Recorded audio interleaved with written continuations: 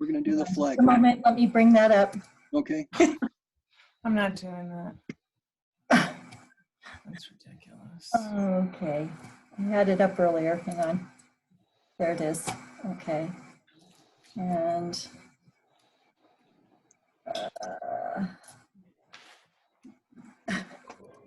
sorry about that. Okay. Okay, here we go.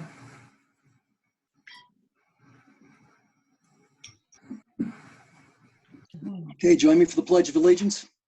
I pledge allegiance to the flag of the United States, to the republic for which it stands, One nation, under God, under God, indivisible, indivisible, with with liberty liberty and justice for all.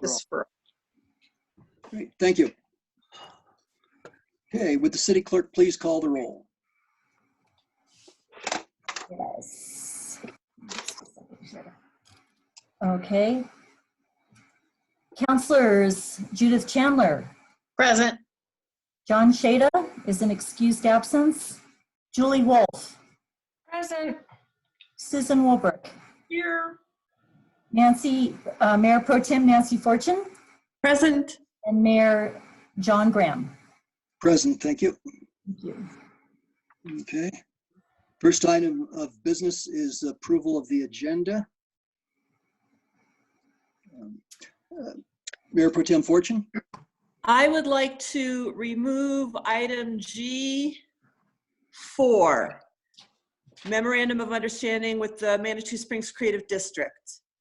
Unfortunately, it appears that the not the most current version was put on the agenda, and I think it's only appropriate that council address it when everyone has had a chance to review the most current version. Okay, and I believe you said G4. I'm looking at, I'm showing it as H4. Is that under new business? Yes, it's under new business, and I'm looking at the one on the website. I'm looking at the agenda on the website, so it might be slightly different. It is Okay. G4. It is G4, yeah. Yes. Okay. All right. I printed it out from the council from the website of the county, or the council city council section in the on the city website. Okay. All right. So we have a motion with that amendment. We have a second. Second. Okay. Motion is second. Any further discussion? Okay. And we'll do a roll call vote. Councilwoman Wolf. In favor. Favor. Councilwoman Chandler. Yes. Councilwoman Wolbrook. Yes. Mayor Pro Tem. Aye. And the mayor votes aye. Okay, the agenda is approved with that single deletion. Okay, city clerk. May I ask a procedural question just out of my own ignorance so I don't screw up for the second time? Because I screwed this up once. Is this in time for me to ask you? Well, go ahead, might as well do it now. I had concerns about number 1 and 2 under the consent calendar. Do I wait till you call the consent calendar to say that I need to address those things? Or is that something I'm supposed to raise now when we're approving agenda? My understanding is that when we come to the consent calendar, we ask for a motion to approve the consent calendar. And at that point, you could ask to have that modified. I would, Okay, thank you.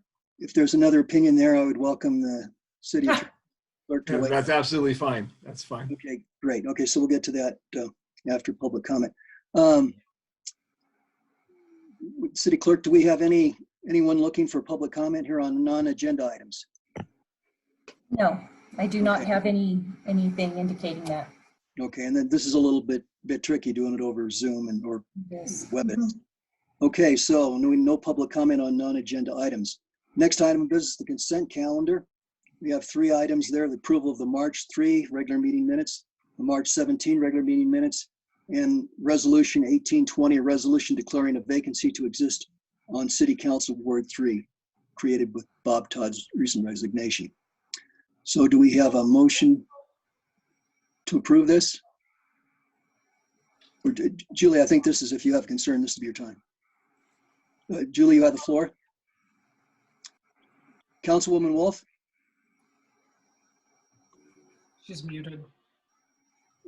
Councilwoman Wolf, we can't hear you. Oh, well, that's interesting, because what I was saying is the sound went out. I couldn't hear a darn word you said. Okay. And now it suddenly came back. So if you wouldn't mind repeating maybe the Okay. last 60 Right, certainly. seconds worth of Okay, talk. and I'll also add that computers can be the work of the devil too, so that's just an editorial comment. Okay, so the consent calendar consists of 3 items. We have approval of the March 3 regular meeting minutes, approval of the March 17 regular meeting minutes, and Resolution 1820, a resolution declaring a vacancy to exist on City Council Ward 3, created with Robert Todd's recent resignation. So I would entertain a motion to discuss this, a motion to act. Okay, Councilwoman Wolf, Thank you. I'd like to move 1 and 2 off the consent calendar. Is that what I'm supposed to say when I think there's a mistake in the minutes? yes. Yeah. Oh, then I'd like to do that, please. So we have a motion there. So, Second. you know, second from Councilwoman Rolberg, okay. And Councilor Chandler, I saw you raise your hand. Did you have a comment? Oh, no, sorry about that. Okay. You answered it. Okay, so we have a motion and a second to remove items 1 and 2 from the consent calendar. So we can then act on the consent calendar, which is basically just the resolution regarding the vacancy. So we will vote to modify the consent calendar. Mayor Pro Tem Fortune? Aye. Okay, Councilwoman Rolbrook, Aye. Councilwoman Wolf, Aye. Councilwoman Chandler, Aye. Mayor votes aye. Okay, so we've passed we've modified the consent calendar. So now we need to actually adopt and move on the consent calendar. So we have one item. Do we have a motion? I move that we approve the consent calendar with item E3 only. Second. Okay, we motion a second. Any further discussion? Okay, let's vote. Councilwoman Chandler, Aye. Councilwoman Wolf, Aye. Councilwoman Rolberg, Aye. Mayor Pro Tem, Aye. and the mayor votes aye. Okay, so consent calendar is passed in its modified form. Okay, next item of business then would be the first item we took off the consent calendar. That would be approval of the March 3rd, 2020 regular meeting minutes. Do we have a motion? I'm sorry. Oh, do you The have to city- do a motion before discussion? We do? Oh, Yes, Okay. that's typically the way to do it. I mean, but Okay. you know, there's no hard and fast rule. It's however you want to handle okay. it. I didn't learn any of this, so I don't know Okay. if you guys learned this, but I'm sorry that I have to keep asking this stuff. That's good. And I believe the city clerk raised her hand. Did you have something, Judy? Okay. All right. So we would need a motion. Motion to, okay, Councilwoman Chandler.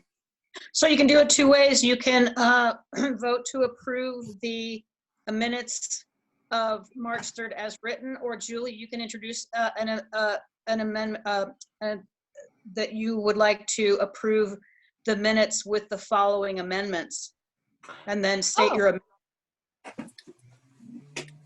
Oh, thank you. Okay. So- So yeah, Julie. Yeah. yeah, Yeah, thank you. Page 13 has a sentence. It says Nancy Fortune asked if COG would consider now as an NOW, allowing incline parking unless our lot is full. I believe that word was supposed to be not, N-O-T. So, which is a completely opposite meaning, although I guess Nancy can address that herself, but I didn't think that's what she said.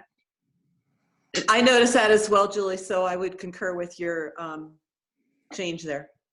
Okay. And then the other thing was, well, this isn't, I guess I'm not ready for a motion because there was just a sentence. I had no idea what it's supposed to mean on page 13. And it says staff declined to, as in TO, rebuttal for FOR public Does that mean something to you all? Because I didn't know what that meant. Do you see that sentence on page 13 of the minutes? Well, it's page 13 of the, well, anyway, I would say we should delete that sentence if nobody knows what it means, because I don't. And then there's another sentence on page 14 that says, quote, curious in the staff report addressing baseline operations, period, end quote. I had no idea what that sentence is supposed to mean. So I would move that we delete that unless somebody can help me. Can you restate what page that was on, the last one? 14, Page 14. I can try to find it here.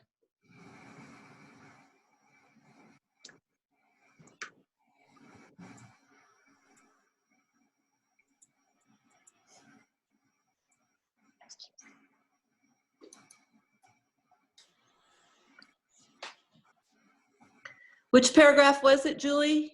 Okay, let me start counting my paragraphs here. Oh, I see it. Do you have any idea what it means? I don't. Whoever wrote this might know what it means.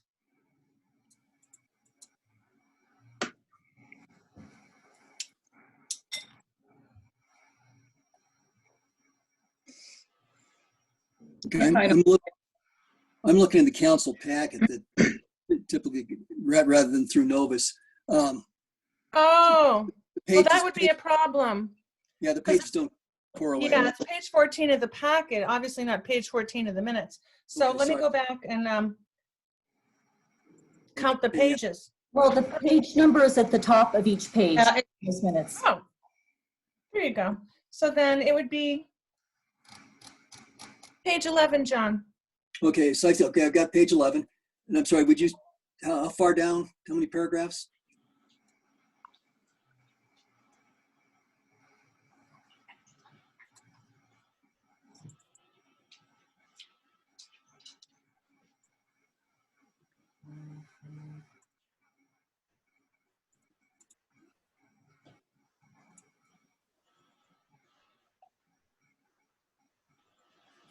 Oh, for goodness sake, now I'm having trouble finding it. Did somebody else already say that they found it? The very top of page 11, like second or third line down on the right side. Okay, I see it now. I'm just Oh, Curious. yes. Thank you. curious in the staff report addressing baseline operations. That's not even a sentence. I mean, I don't know what that is. See it? Yeah, It's a tangent, but it's not, it doesn't say anything. It's missing like, I don't know, a verb or something. It's missing something, unless you all know what it means. I move to strike that.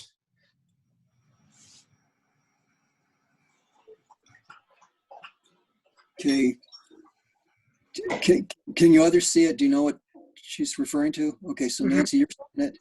Judith? Yeah, no? I agree. I don't know what it was. Yeah, I agree that it can be stricken without losing the rest of the information around it. I would take that as a second then. Yeah. And Susan, do you see it now? Can you Yeah. see it? Or you're okay. All right, so Now, before we like vote and stuff, there's also a sentence in there on page 13 that I just wanted to ask you all about, because I don't remember this having been said. If it's accurate, that's fine, but it says on page 13, Gary Pearson stated, quote, they are brainstorming on ideas to keep the incline parkers from using the COG parking lots. That was not my impression of what he was saying, but did you all think that's what he said? I do remember him mentioning it, but I can't say that I remember it, that was a long evening exactly if those were his exact words. But I do remember him mentioning it. yeah, it seems like you had other comments to the effect like that, but I don't remember it exactly at that time. It seemed like they were trying to make a lesser priority of the incline. Mhm. Well, if it is what he said, that they're trying to figure out how to keep incliners out, it sounds kind of silly because that's not a very tricky thing for a smart man to figure out. So he's trying to figure out how to keep incliners out. Does he need help? I thought he said that we are happy to park, let incliners park so we can, fill the lot whenever it's not already full by our own customers. So we fill it with our customers, but then if there's an empty spot, we fill it with incliners too. But I didn't hear him say that I can't figure out how to keep those incliners out, but we'll work on it. He did indicate that he would not turn incline parkers away. Oh, no, he makes like $1.5 million a year on distinctly. that lot. So I don't blame him from a financial point of view. But I didn't think that sentence, I don't think he said that he was trying to figure out how to keep the incliners out. That sounds, that's like I'm trying to figure out how to put my shirt on. It's like, really? You can't figure that out?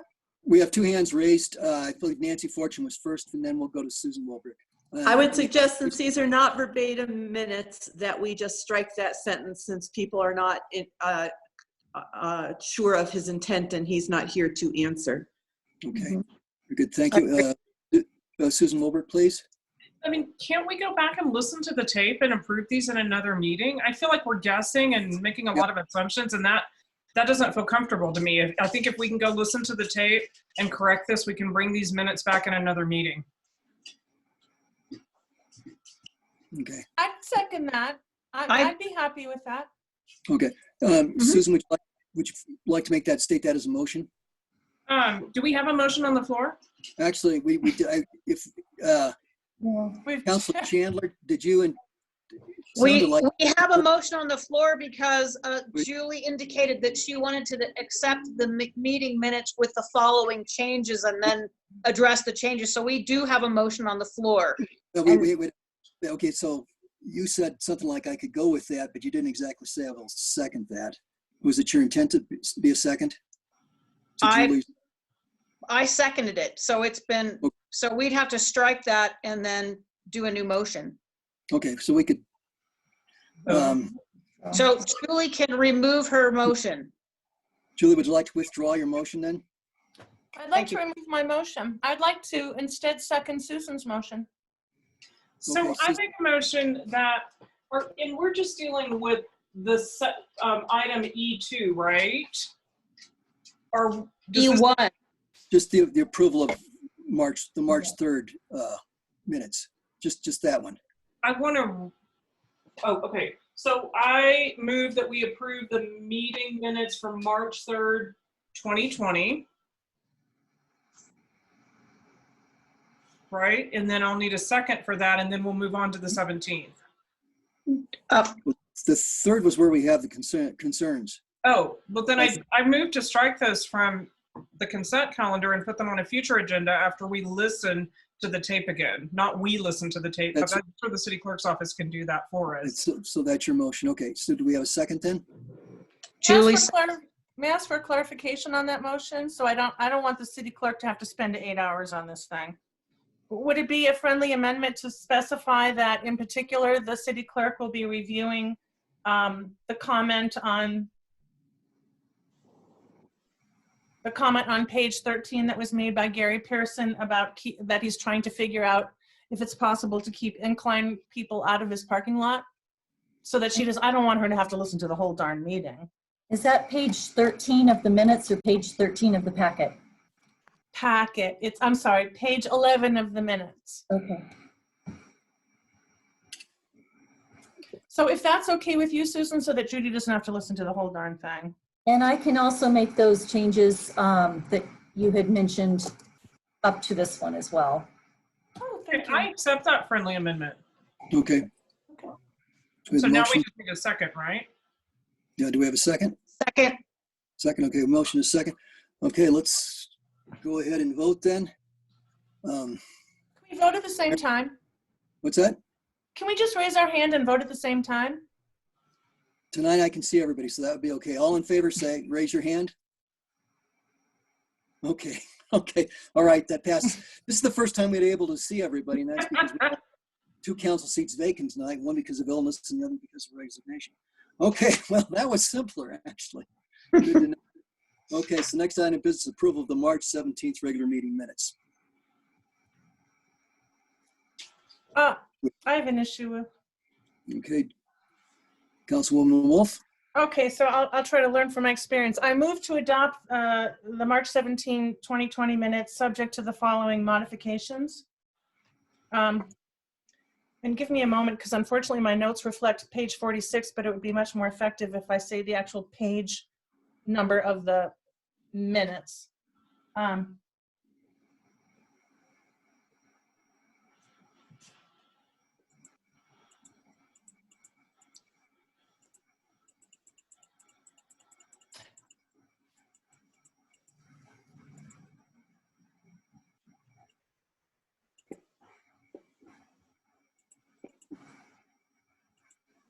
Sorry, I'm working on it. I'm not good at this Apple computer. Okay, well, I cannot find the March 14 minutes, so I'm sorry. Okay. I cannot tell you where it is. I can tell you what it says, though, and you can all tell me. It says, it should say, Counselor Wolf stated she believes it is appropriate to close the incline and the shuttle bus service. There may be a tie vote on the issue, but she stated it is important to have the vote so the public knows how we each stand on whether to protect our residents or to defer to however Colorado Springs feels about it. In other words, the way it was worded was incomplete and I wasn't happy with it. Okay, so I think I may have found that. Councilor Wolf restated her proposal to close down the incline. Is that how it starts out, Julie? Well, Page 7, it says Counselor Wolf stated she believes that it is appropriate to close the incline and the shuttle bus and that there is a tie. Page 7 of the minutes. Yes, 7 of 14. yeah, it missed the whole point of what I said. That I did, those are some of the words in my sentence, but I wouldn't just say, hey, there's a tie. I said, I want us to vote even though I'm anticipating a tie because I wanted the public to know who's willing to stand up for their safety and versus which of us would prefer to defer to Colorado Springs on that issue. And I'd like that properly recorded. Or if that's not acceptable, then I would just make the same motion that Susan made previously, is that I would ask the clerk to go back and read just that one portion of the meeting and quote me rather than trying to guess what I meant to say.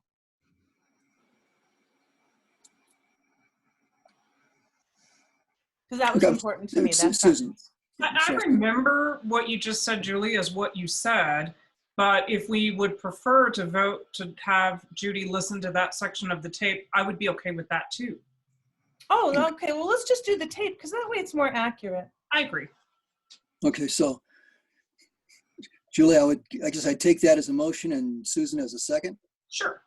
Okay, so the motion on the floor now is to send to ask the city clerk to go back and review that portion and to quote as directly as possible Councilwoman Wolf's statement.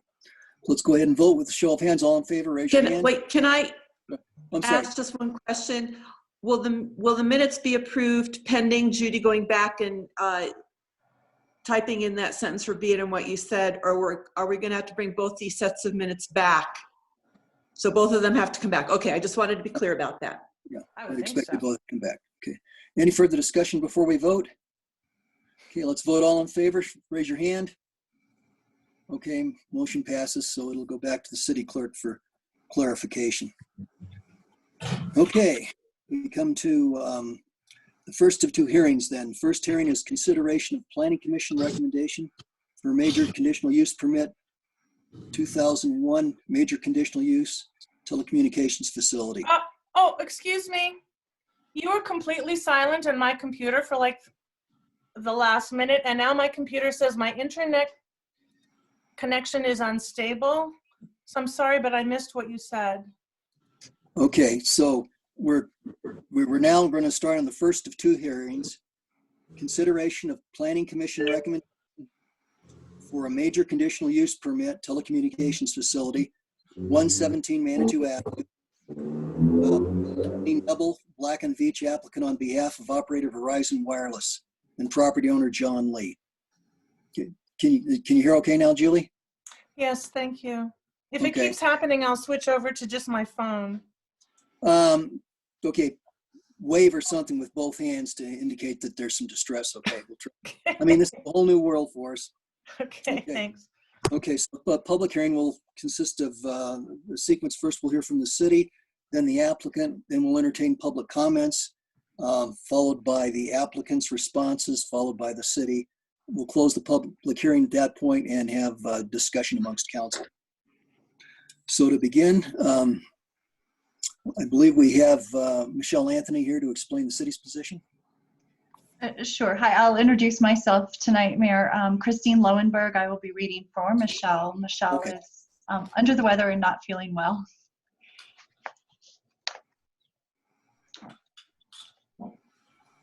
So this particular item is for consideration of Planning Commission recommendation for Major Conditional Use Permit 2001. This is for a telecommunications facility located at 117 Manitou Avenue. The applicant is Colleen Niebel. She just popped up on the screen there, of Black and Veatch. She's serving as the applicant for this. She's applying on behalf of the operator, Verizon Wireless, and the property owner, John Lee. So our intent tonight is to hold a public hearing on the request for the major conditional use permit and consider the recommendation for approval by the Planning Commission. As you have noted in the packet you received tonight, the applicant has requested a waiver of the landscape requirement. In proposed condition number 6, this is bolded, underlined in the recommended motion. A letter regarding this request has been provided. It's important to note that this request was approved in 2017. However, the approval expired before the installation was initiated. The proposed site is on the roof of the former Castaway site. The address is specific to the actual installation. That's important to know as well. And this was reviewed under both the major conditional use permit regulations and updated wireless facilities regulations. The staff report that Michelle prepared and was included in this, which was sent to the Planning Commission and forwarded on to you, contains the application information with updated drawings and show the required barriers and signage per the proposed condition number 2. The applicant's request for waiver of the landscape plantings is also provided in this item. So the staff that have been working on this and brought this to Planning Commission now bring this to you. The planning staff recommend approval of the request per the Planning Commission recommendation. If it so pleases you, I will read the recommended motion. Would you please? Yes. All right, so the recommended motion is move for approval of major conditional use permit 2001 for installation and operation of a roof-mounted wireless facility and the associated equipment at 117 Manitou Avenue, based on the application and site plan information attached to the staff report with the following 11 conditions. 1, the proposed wireless facility installation will adhere to the RF EME mitigation measures as required by the FCC regulations. The post-installation reporting shall be provided to the city. A copy of the letter providing information regarding the RF EME effects and mitigation measures shall be provided to the Planning Department prior to issuance of permits for construction installation.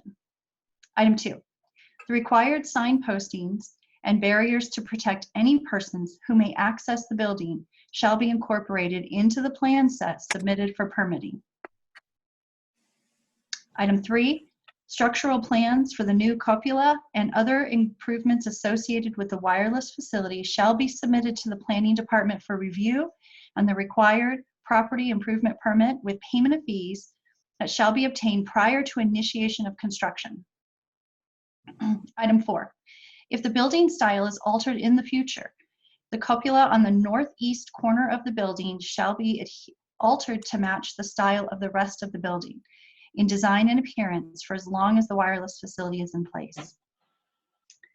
Item 5, prior to the issuance of a property improvement permit for the construction of the new cupola and installation of the wireless facility, the non-conforming freestanding pole sign structure adjacent to US Highway 24 shall be utilized for signage pertaining to current business operations by the property owner within 60 days of the approval of this request by City Council.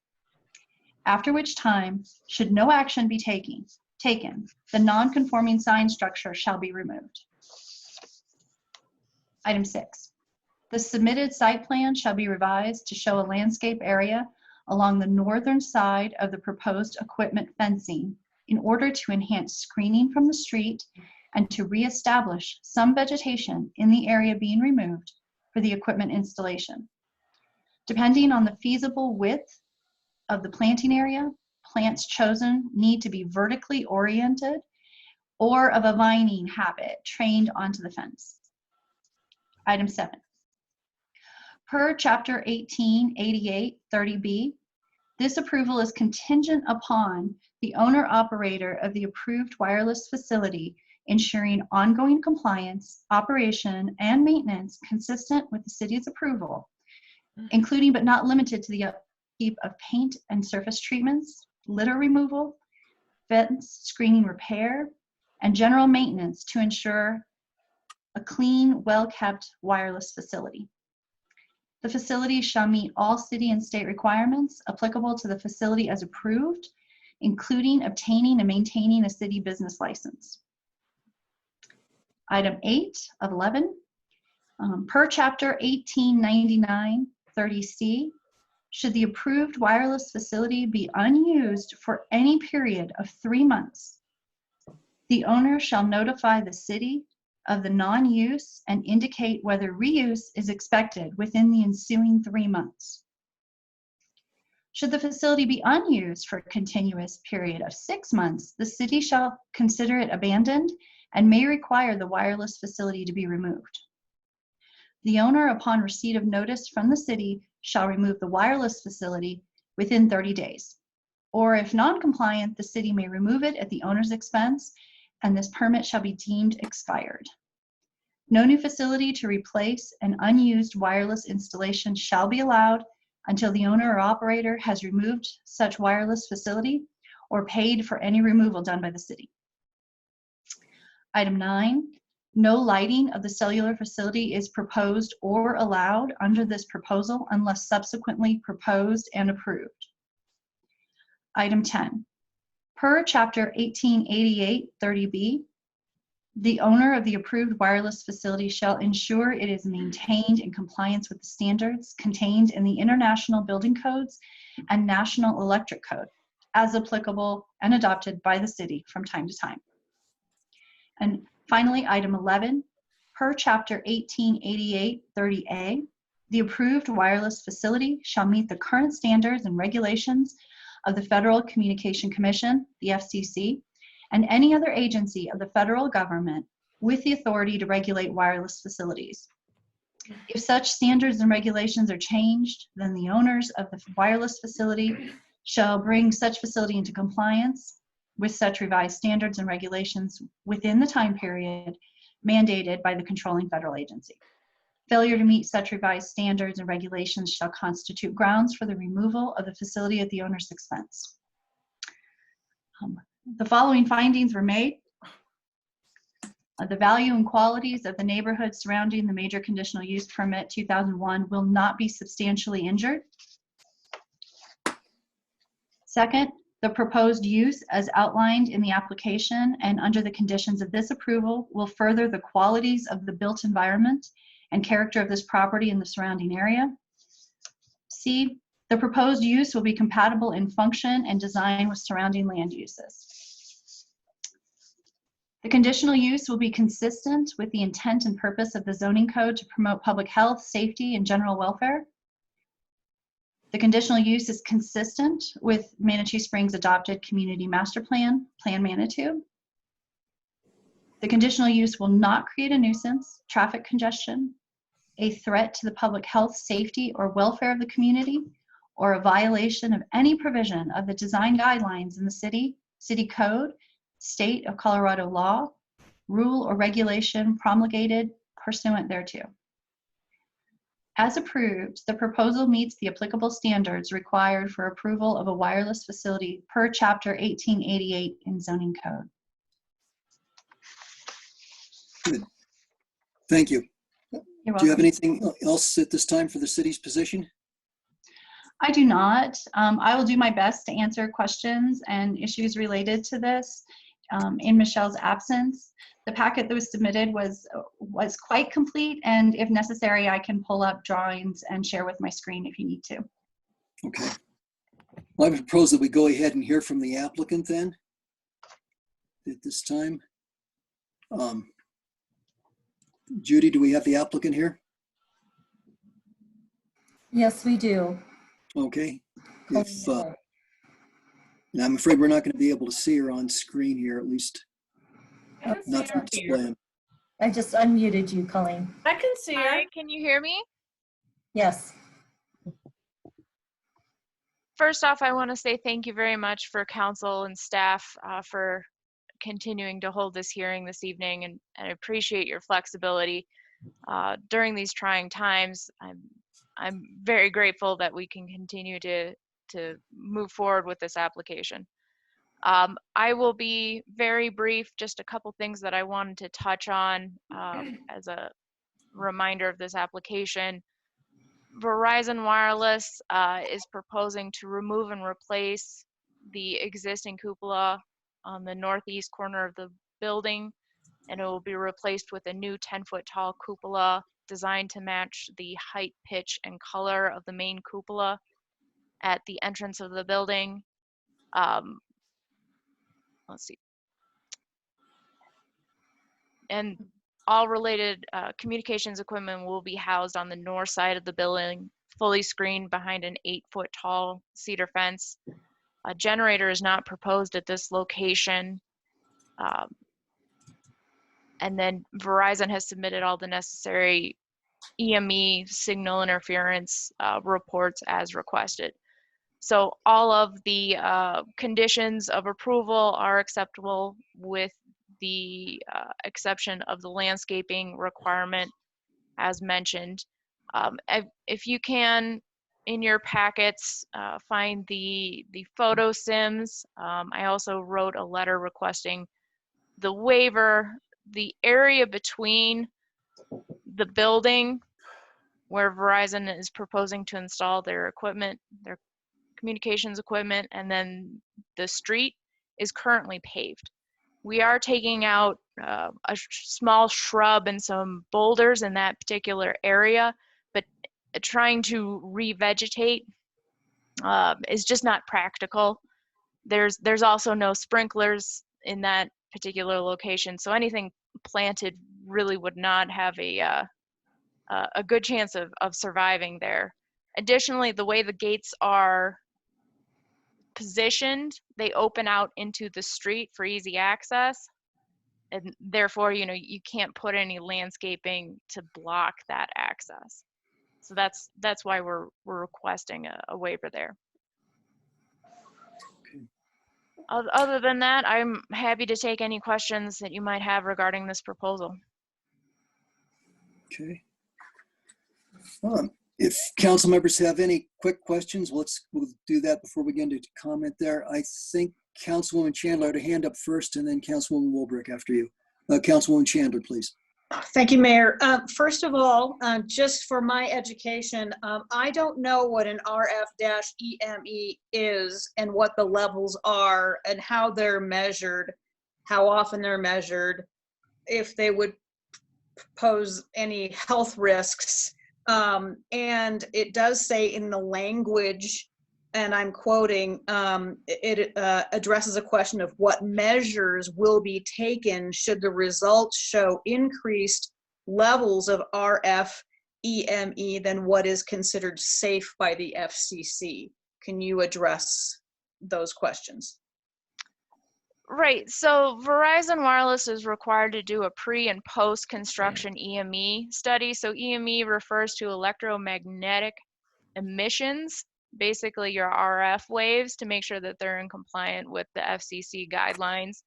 We have completed that report. It was submitted to the city for review. Everything was found to be within compliance. And we will do another post-construction EME study to be submitted to the city. So in the event that either one, the FCC revises those guidelines, Verizon will comply and have another study done, and or they will continue to maintain the site within compliance of those guidelines. Okay, thank you. Answer your question? It does, thank you. Okay, great. Councilor Wolbrook. Hi, Colleen. Thank you for being here tonight. I have a question. Is this, and because I'm relatively non-technical, is this going to be a 5G installation? That is a great question. At this point, no, the site would not be 5G compatible. It would be 4G LTE compatible, but the way it works is that 5G requires a more sophisticated layer of fiber connectivity, which isn't available yet in Manitou Springs. So one day, hopefully it'll get there, but it as the way it's currently designed, it's not 5G ready. Okay, and then do you have to come back to upgrade your conditional use permit when you want to add 5G to that? Or is it just going to be wrapped into this approval? I'm going to say it should not require an additional conditional use permit because all of the new equipment will be enclosed behind the proposed screening. So you would not see any adjustments to the exterior, if that makes sense. It would be a simple antenna swap when that time comes. But if there were more emissions from 5G, how would we account for that? Yeah, And that's one of the concerns that we've had as a community just going forward with 5G, because there are real concerns in our community about health risk. And it's my understanding that the emissions output for 5G is different, and that they're, whether they have been verified or not, it's very early in 5G. So we don't have a lot of evidence about long-term effects of 5G. I know that there's federal guidelines and there's been a whole lot of talk about how it's all great, but I'm concerned, and our community as a whole is very concerned about this too. And so if 5G is going to go in there, then I would assume in order to handle emissions, you would have to do some additional work. And I don't know if we can require that you come back before us. And that's probably, more of your question. Christine or Jeff can handle that. But I have questions and concerns about the 5G. Thank you. Sure. I guess the only thing I would say to that is that Verizon is required to maintain the operations of the site within the FCC guidelines, and they've put out guidelines for 5G. So the site would operate within those guidelines. Okay, Councilwoman Wolf. Thank you. Do those guidelines also address proximity to local homes and, schools and that kind of thing? It's my understanding that there's issues about the location of the 5G, where it would be and how far away it is from people to maintain safety. Is that part of the guidelines? To my knowledge, the FCC has not put any limits on the proximity of 5G installations to any public space. Okay, so if we had concerns that if there are more emissions coming out of the 5G and we're not happy about that being so close to other people, we would have the right to tell you, forget it, we don't want the 5G. Or I think under federal law, weren't we told last meeting that we would still have to accept it? We would just have to find a different place to put it or something? I don't remember. How does that work? So if you have siting concerns, I mean, you're talking about this specific site or in general? Like, are you trying to, as far as I understand it, you can't necessarily put a buffer on how far away a proposed site would need to be from any specific institution. Is that what you're angling towards? Institution or residential neighborhood or anything, yeah. Yeah, the way I understand it is the city does not have the ability to restrict where a wireless facility can be installed. Mayor Fortune had her hand up. Mayor Protem? Yeah, we put, and Jeff, you could probably address this better than I can, but we put an ordinance in effect, I believe last fall for 5G, and we outlined many of these concerns and made it as strict as we could given the federal guidelines. Yeah, so this is in the new the zoning code. You have basically new regulations addressing 5G and other wireless facilities as well. And so you do have location requirements in those zoning provisions for 5G and for 4G facilities. And so my understanding is that planning staff actually reviewed this application for compliance with those standards. And so I believe the location actually meets those requirements. There's certain, I don't have them all here in front of me. I'm looking at the actual provisions right now, but there's a lot of requirements about where they should be placed in priority and where they can't be placed in rights of way. So there are restrictions. And maybe Christine could address this, but my understanding is that all these restrictions are met for this specific facility. Sure, I'll just hop on real quick. That was a question that I had for Michelle as this went to Planning Commission last month. And that was it. She sat down with me and we went over exactly that, over the code. What does the code say? This does meet those requirements.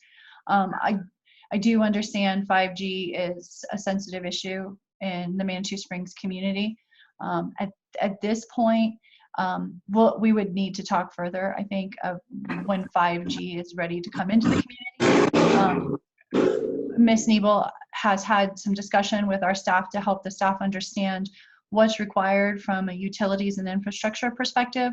We actually don't have the correct cables and conduit in the ground to support 5G, so it would be a fairly substantial endeavor.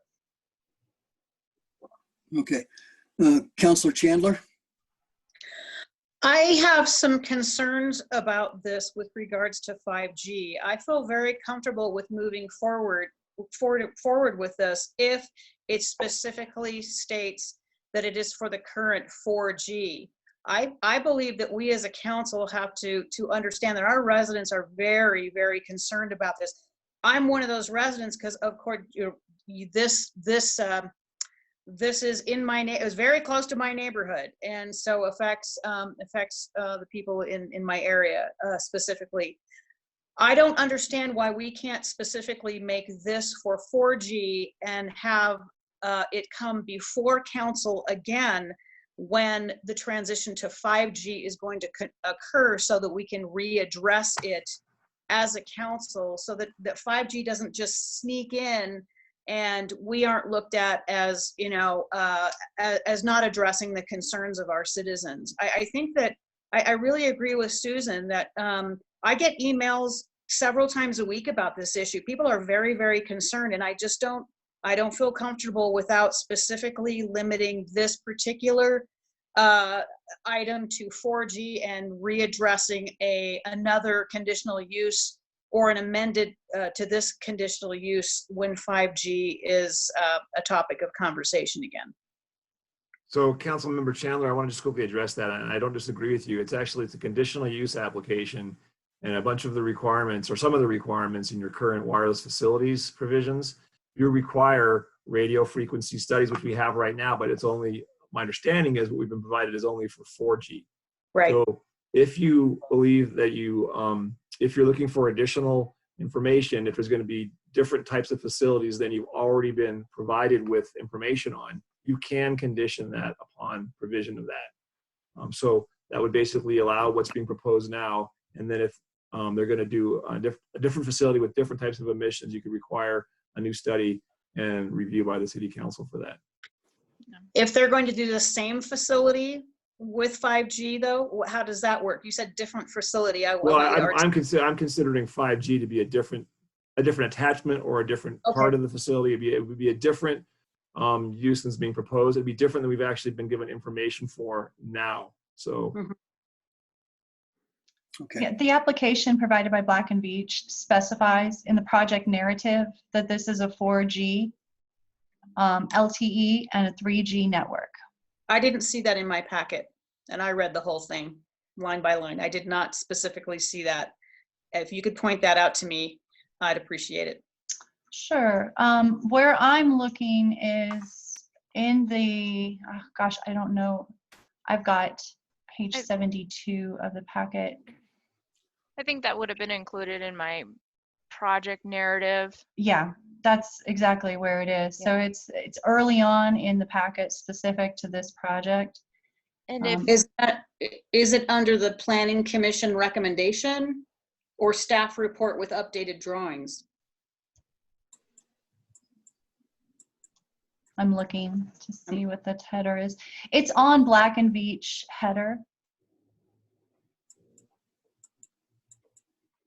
You know, all I've got is the CUP 2001 Notice of Planning Commission, the staff report with updated drawings, and the request to waive landscape requirement. I have those documents. And I've read them all through and thoroughly, and I did not see specifically that that was limited to 4G, or there was any language that we would be revising this or revisiting this when 5G is available. I don't think language specific to that is in there. I think Councilor Wolf is raising her hand. Julie? Yeah, sorry, I kept waving my hands periodically just to let you guys know, because you asked me to whenever I had no sound. I'm having trouble following all this stuff on paper here as to finding the Planning Commission recommendation versus the motion that's before us. So forgive me with this question, but it seems to me that as long as what we are voting on specifies that we are only authorizing 4G, or however you want to word that, I don't think it matters if it's in the body of the report. Sure. What matters is what does it say for our vote. So I think our vote has to say 5G is not allowed until further, unless and until. So this does not cover a 5G authorization. If it already says that, then I'm happy. I can't find the darn thing right now. I just can't find it. I was just going to say the recommended motion does not have that in it. That would be an additional item. Okay. I would vote no unless it's in there. Okay. Mayor Pro Tem Fortune, did you have a comment? Well, on a slightly different issue, and I don't know if this is the right time to talk about it, but on March 11th, Miss Wood, and I'm not sure who we're talking with tonight, but Miss Wood said that they would do the landscaping, and there's landscaping on their drawings. I am not at all comfortable with this. I don't see what's changed substantially that would require the waiver for the landscaping. And I mean, that sign is a eyesore, so I can live with the deadline on that. But I'm not. I don't understand. It seems very petty to me. It's asphalt, and asphalt is relatively easy to dig, and the aesthetics would be much, much better with landscaping there. And I don't know about the gate. I can't really tell from the drawings where the gate is. Okay. And I agree. If I could just respond to that. So Leisha Wood covered for me last month. I was actually out on vacation. And that's obviously, she's not as familiar with this project as I am. I don't think you've gotten site plans with showing any landscaping, because our architect took a look at that and they didn't find a suitable place to put landscaping. That was definitely one of the issues. But I will say that, you know, we would be willing to swap the condition of doing landscaping for some sort of language, and I don't know how you want to word it, that the city would reserve the right to review the project again once Verizon was ready to install 5G technology at the site. No, Okay. no. Well, At that's this- not how CUP works. Okay. Okay. At this- We'd have to revise our ordinances. I happen to be, that's the one thing I am familiar with. Okay. At this point, I mean, this is, okay, Counselor Chandler, please, and then, Oh, I was just trying to say, I I also- couldn't, Julie was trying to make it a comment and I couldn't hear her. I don't know if you Oh. couldn't hear her either, but she was talking. yeah, I could hear her. Oh, I didn't hear anything she said, but I knew her lips were moving. Okay, I Julie, could was you, saying, Judith, that I didn't, can you hear me now? I can. I was explaining that I am not in favor of any conditional use that kind of pretends it can be reviewed in the future for some compliance or something. We either approve it or we don't approve it, because it has not worked out well with the city when we've done that before. We've done it like 3 times for the COG. They never come through with doing what they said they would do. It puts the city in a very awkward position, because then you have, I don't think we should put a sentence in there the way Ms. Niebel suggested, stating that, oh, it's approved, but then we can talk later about the 5G. I'm not into talking. I would just want to approve this only. okay, at this point, we should, okay, this is a public hearing, so we should allow public comment, and that would be followed by, we'll hear from the applicant and then also from the city. So at this point, I would ask the city clerk if we have anyone in the public who wants to make comments on. Well, and what I'd like is if anybody who is an attendee wishes to speak, to raise the hand. There's a hand function, but right now I show no hands being raised. And let me just quickly check my emails and make sure there isn't anybody reaching out that way. Okay, and I have nothing via email. So at this point, it does not look like there's any requests to speak. Sorry about that. I dropped off the call. It just knocked me off. So let me just check real quick and make sure that there weren't any participants that raised their hands. Okay, I do have one hand raised, and it's from Bob Todd. If you'd like, I can allow him to talk. Okay. Bob Todd has the floor. He's on good.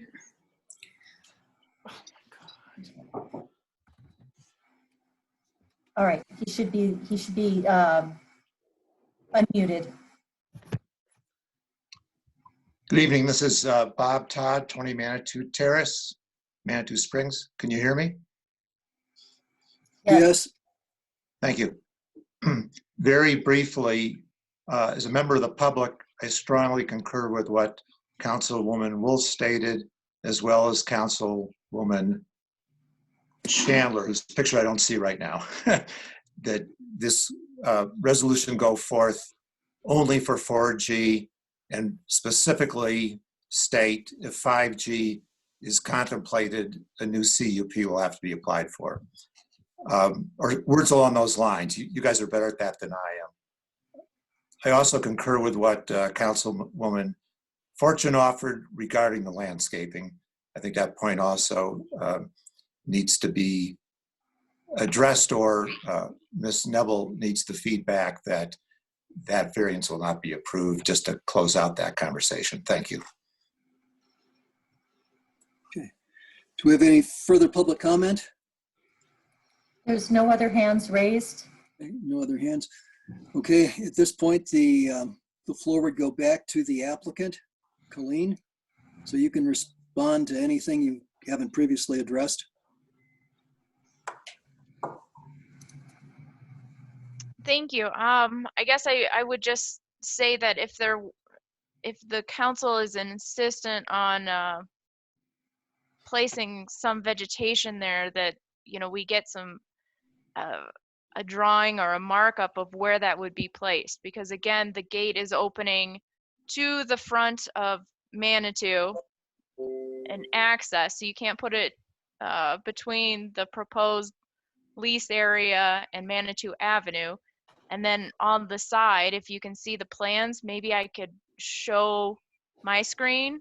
I don't know if that's possible. But you can also see that there's a fire valve on what is the west side.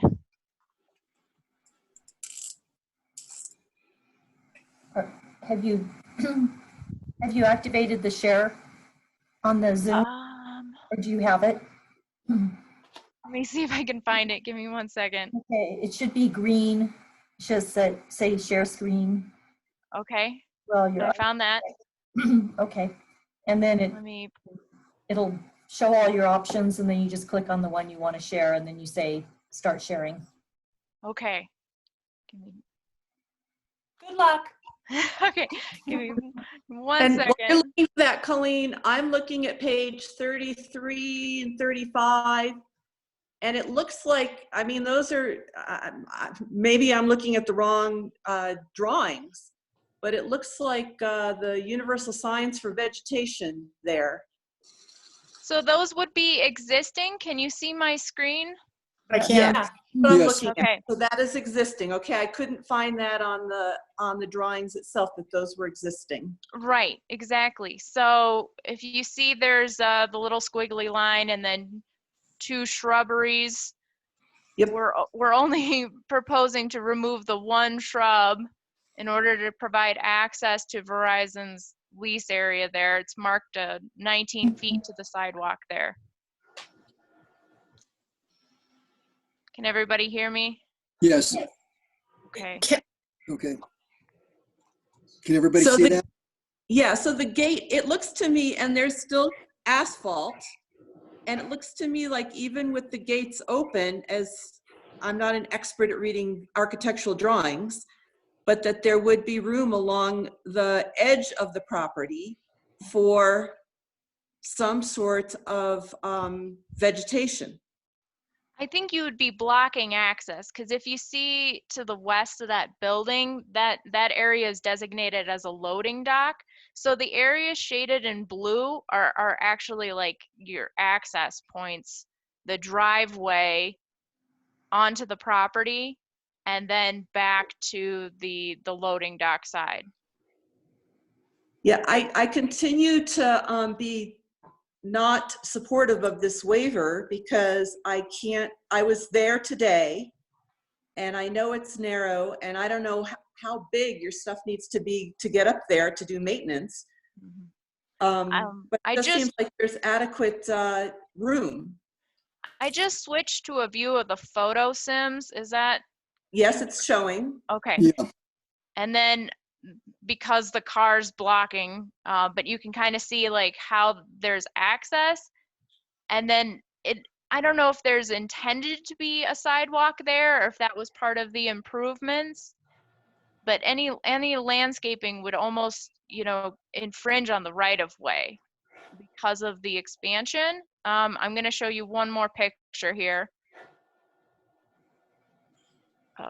There's that, there's this, that's the existing, right? So then the proposed fence would come in line with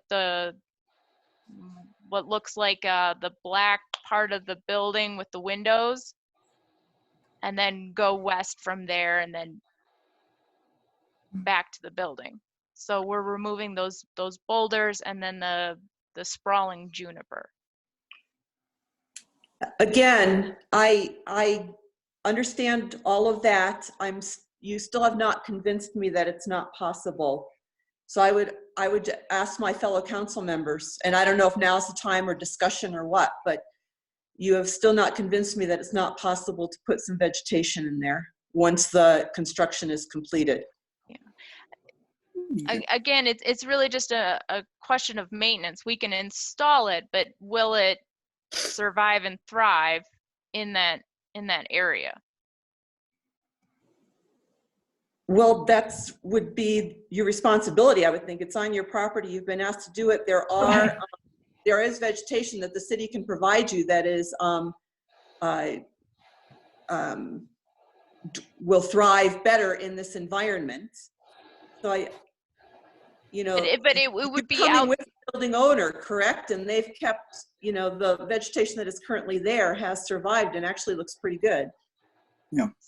So it would be outside of Verizon's lease area.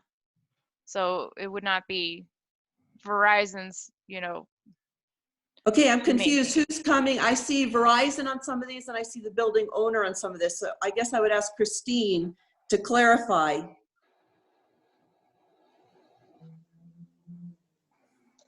I'm sorry, I was muted. Yeah. I think that there is very little room. A concern that I would have is that we would be wading into dangerous details if we specified what the plan or what the plantings should be. And I'm not asking for that. I'm just saying that I know the city keeps a list of plantings that are fire-wise and low water. I have no volume. I have nothing. I'm sure we do. I haven't utilized those in this context. The space is extremely narrow.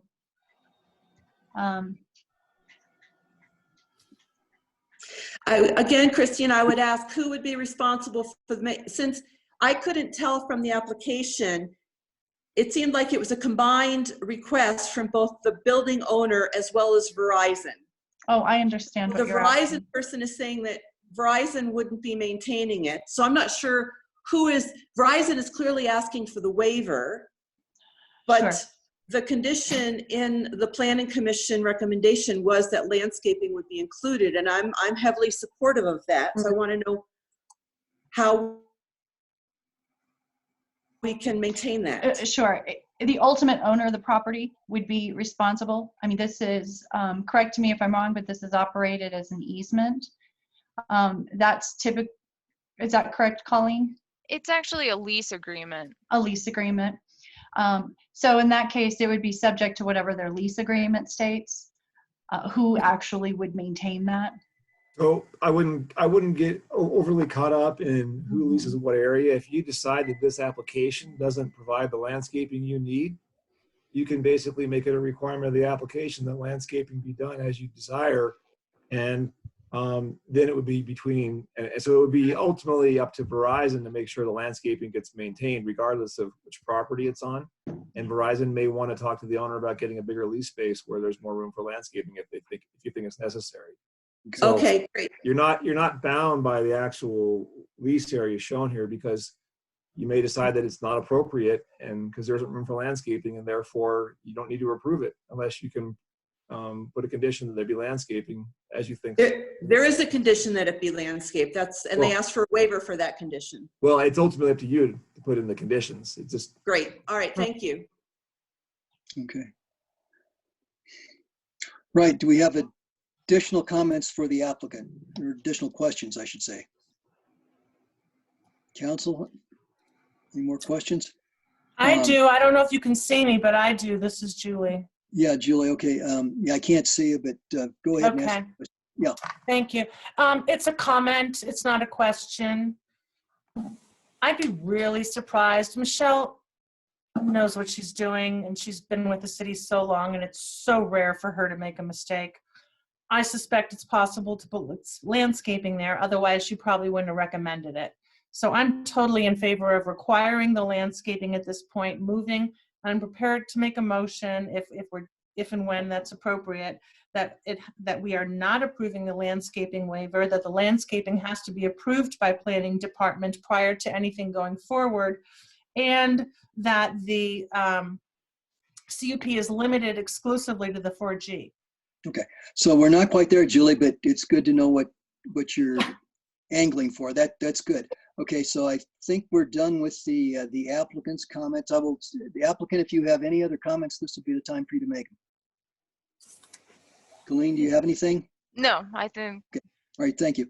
In that case, we'd like to give the floor back to our planning department. Christine, if you have further comments, if you'd like to respond. I don't have further comments other than the comment made about the recommendations put forth by Michelle. I do agree with those. So Okay. I would support that. Okay. In that case, I will close the public hearing portion of this, public comment portion of this, and we can move into the council deliberation. So do we have a motion? Well, Mayor, just jump in really quickly. Sorry, just to be clear, you're basically closing the public hearing and now you're moving into deliberations. So. I'm sorry, well stated. Okay, thank you. Appreciate Oh, that. you're welcome. It gets confusing. I understand. Well, thanks. What do they say now? We're all in this together. Okay. Definitely. Okay, now we would entertain a motion. Councilwoman Wolf? I move to approve whatever number it is. What is it? 2001. Thank you. Yeah. I'm sorry, my sound cut out on me. Can you tell me again what we're approving or what we're addressing? Okay, this is major use condition permit. It's 2001. Okay, I move to approve major conditional use 2001, subject to staff recommendations and findings, subject to the following modifications, which one modification, which is that the approval is with respect to 4G only, and that the request for landscaping waiver is denied. We have a motion. Second. We have a second from Mayor Pro Tem Fortune. Discussion? Councilwoman Wilbrook. Colleen said that it would also be for 3G, and I just don't want to make a technical error. Although I agree with the motion in the second, I just don't want to make it something that's going to cause her a problem later. I don't know if it is. I'm just asking. Okay.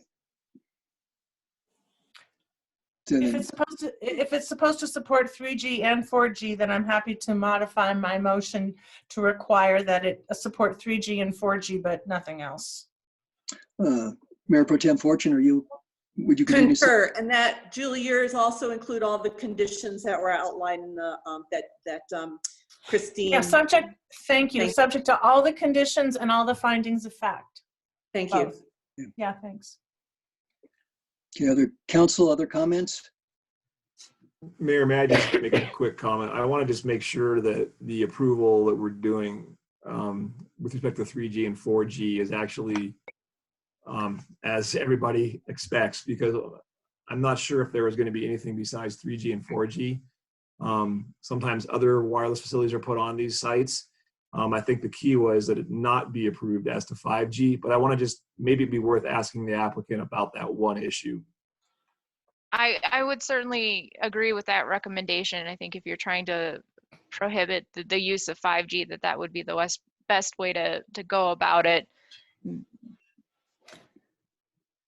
And I only raise that issue because I know that other facilities aren't really causing any concerns, are attached to these sites sometimes via other agreements and co-location agreements. If 5G is the concern, I think it would be maybe preferable to just prohibit 5G until another application is filed. Okay, Councilwoman Wolf. Okay, I'd like to withdraw my previous motion and move, if there is such a thing, move to prohibit 5G, move to require the landscaping, and that includes with respect to. Julie, can't hear you, Julie. Julie, we can't hear you.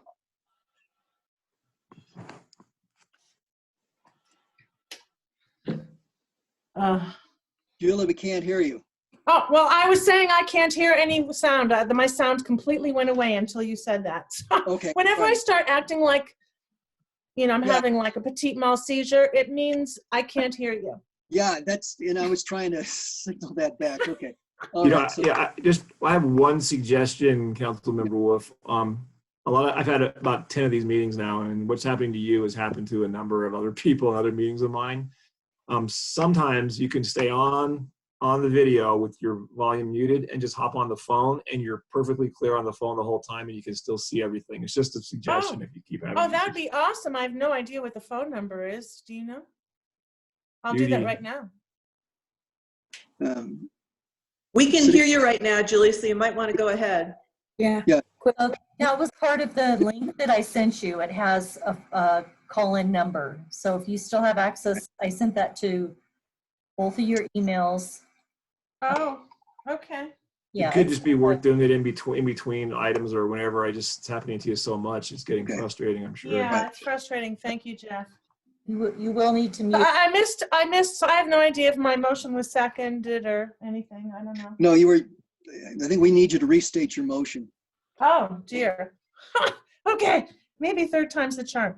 Okay, I move to approve major conditional use permit 2001, subject to all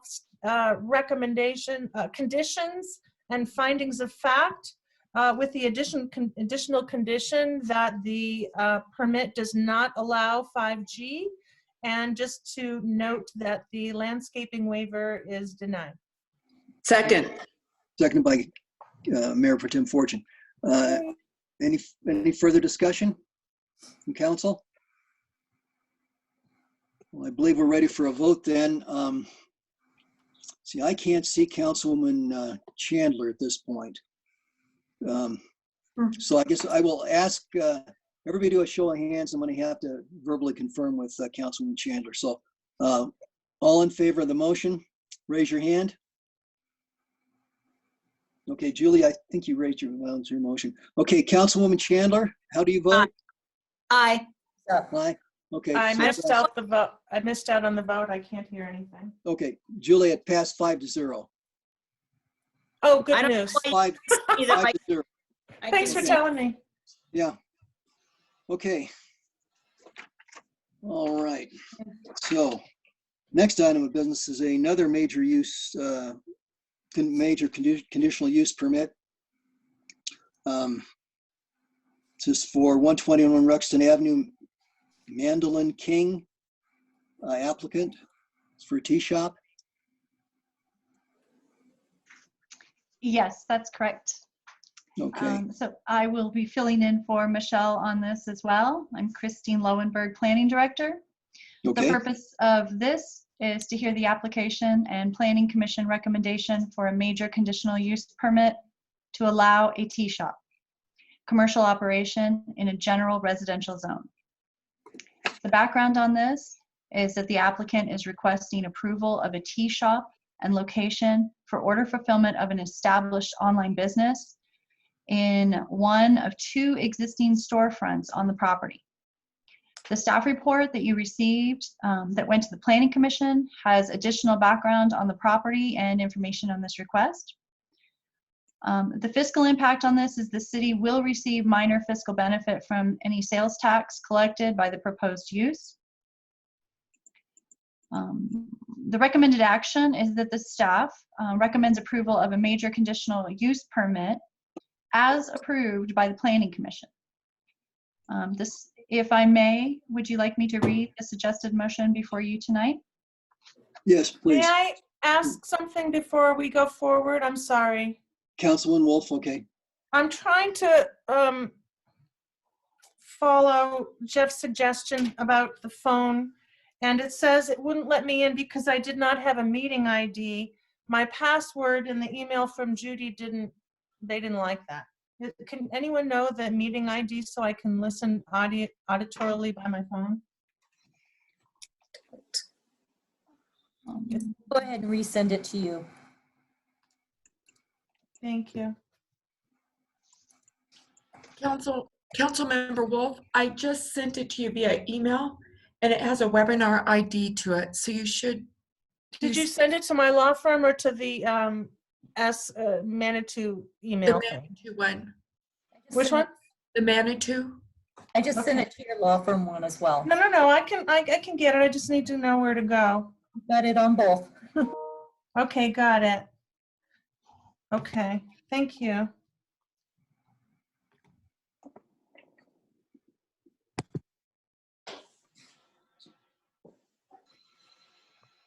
Once you get on, Councilmember Wolf, you're going to have to mute it because we're going to get crazy reverb if you don't. Okay.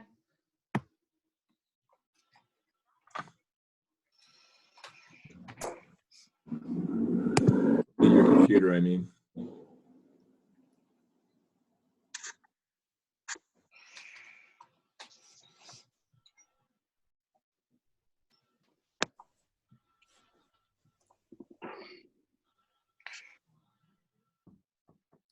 Oh my God. Now they're, oh, okay. Now they're telling, I'm muted because I'm an attendee. What? Hello? Hello, Julie, I can hear you on screen here. Can Give you me hear a us? second.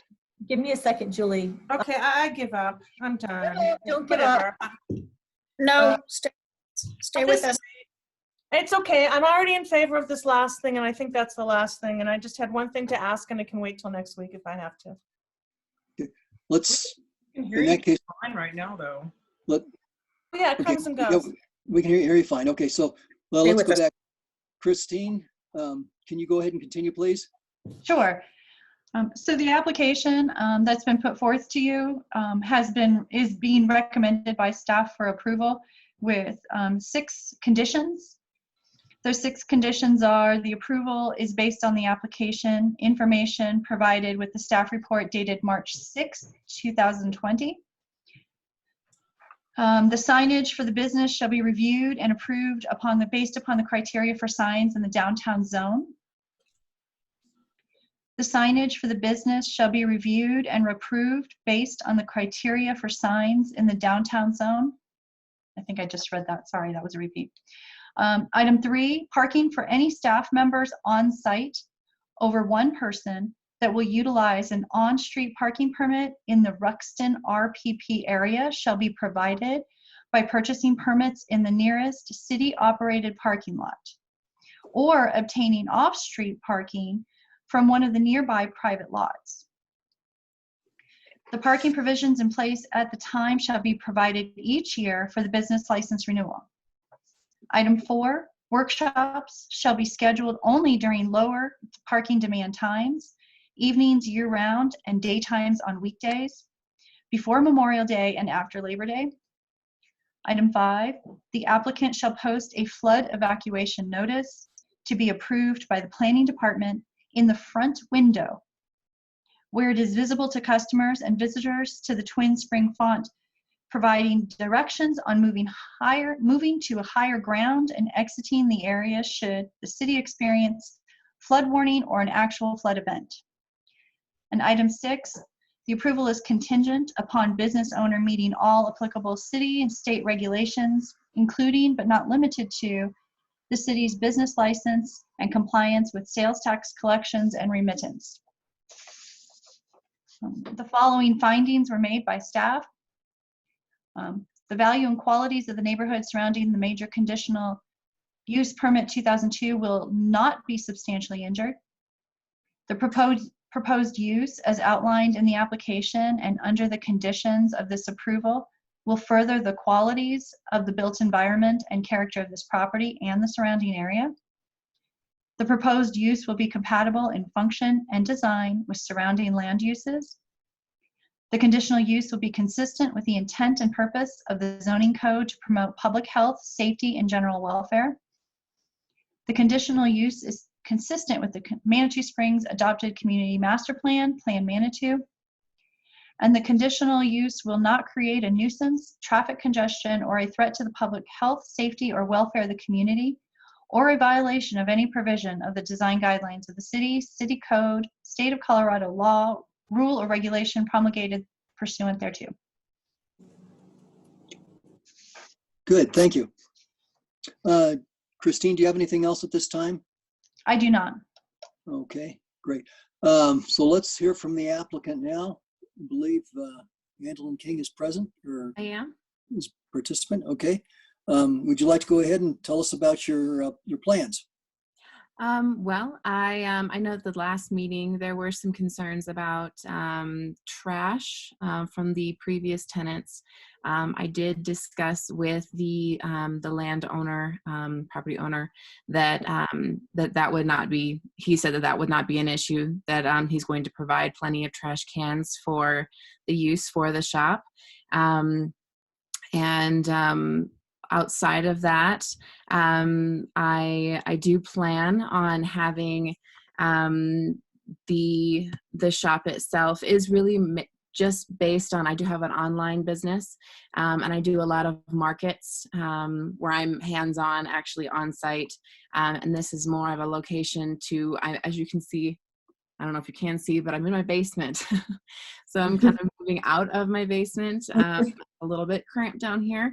So I'm more looking for a location to continue doing what I'm doing, and then possibly using that storefront if I'm already going to be there.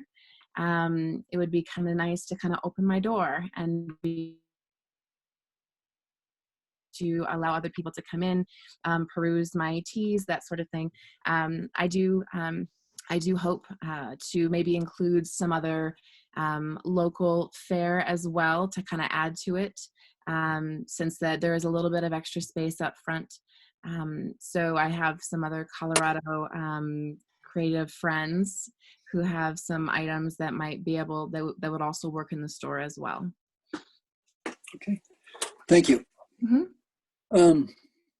We'll ask the city clerk if we have anyone wanting to make public comments on this.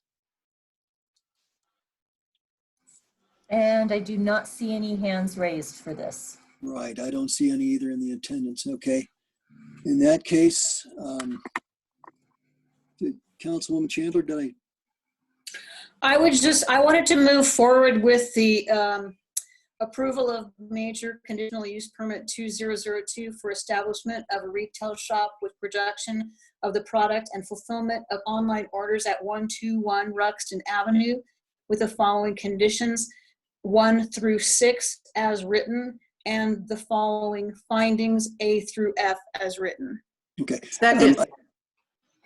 Okay, just a quick procedural question. I don't know that it really applies here. We would typically, after public comments, invite the applicant and the city back to make any further comments. I suppose as a courtesy, we should offer that. Mr. Parker, do you have any? Oh, that's fine. Okay. Well, so I'll ask the applicant, do you have any further comments? I do not. Okay. Christine, do you have further comments? I do not. Thank Okay. you. All right, thank you. Then this portion of the public hearing is then closed. Okay, Councilwoman Chandler, back to you. I'm sorry. If we could pick up where you left off. Sorry. Did you want me to restate the motion or vote on it? I think it's clear. I think we just, was there a second? Yeah. Mayor, There was a Mayor Pro Tem Fortune seconded it. I And believe I so. have questions. Okay, so we'll discuss this. Councilwoman Wilberg? So my first question is for Christine. Christine, is it typical in the Ruxton RPP that we give business owners RPP permits?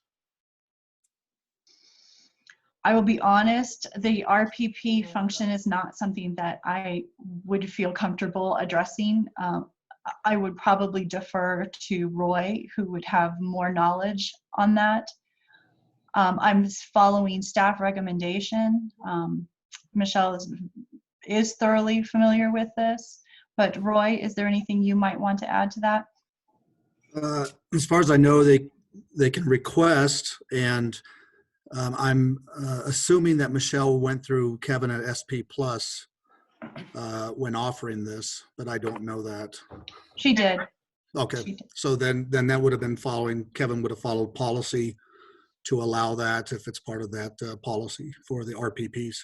So is that part of the RPP guidelines that we do that? Because I'm not familiar that we've done that in other areas of the commercial district. And I can tell you that there are a lot of business owners and employees, if we set this precedent, are going to want that to happen for them. And every RPP has a different inventory and a different usage. And I had no idea that we were offering RPP permits to commercial operators and or employees, and I'm very concerned about that. That doesn't change my enthusiasm for this business. I'm super excited about it, and I think the model of having online sales as your base and trying to expand that is great, but I feel like really uncomfortable with this move. I wasn't aware of it. I don't know of other businesses who have those. So that's a big concern to me. And I'll finish this up with, again, stating how wonderful it will be to have you in that space. But I'm gonna give you some tough love on parking, because you are in one of the most congested and dense areas of town. And I tell you, from 20 years of living here and 6 to 7 years of being in an RPP and living one block off of Manitou Avenue, that way too often I see business owners come through the planning commission and come through council, and they promise, we're gonna not park on the street and we're not gonna make problems harder. And the minute they open their doors, they violate that. And it's very hard for Christine's department to enforce that, as far as I can see. Mm-hmm. And if we're making policies that we can't enforce, that's a real problem for our city. I think we do it way too much, and I have serious concerns about that. So my tough love to you is, you have to take it seriously, because otherwise you're gonna really make your neighbors unhappy, and your neighbors can be your best customers and your best advocates. Right. But if you fly through this with planning commission and city council and say, I'm gonna do all the things right, and then you just start parking your workshop people and your staff and your friends on the street, it's a real problem, and it creates a lot of problems. And I think it's a failure of our system, the way we currently have it, that we have these problems. But I'm telling you from experience that this is pretty serious, these conditions that you've agreed to. Yet I have concerns that we'll be able to enforce them, and that's serious for me. So I'd like to hear from the applicant what lots you're planning on using, or if you've secured private parking. Have you thought about what lots you would buy permits in for these extra peak permits that you need?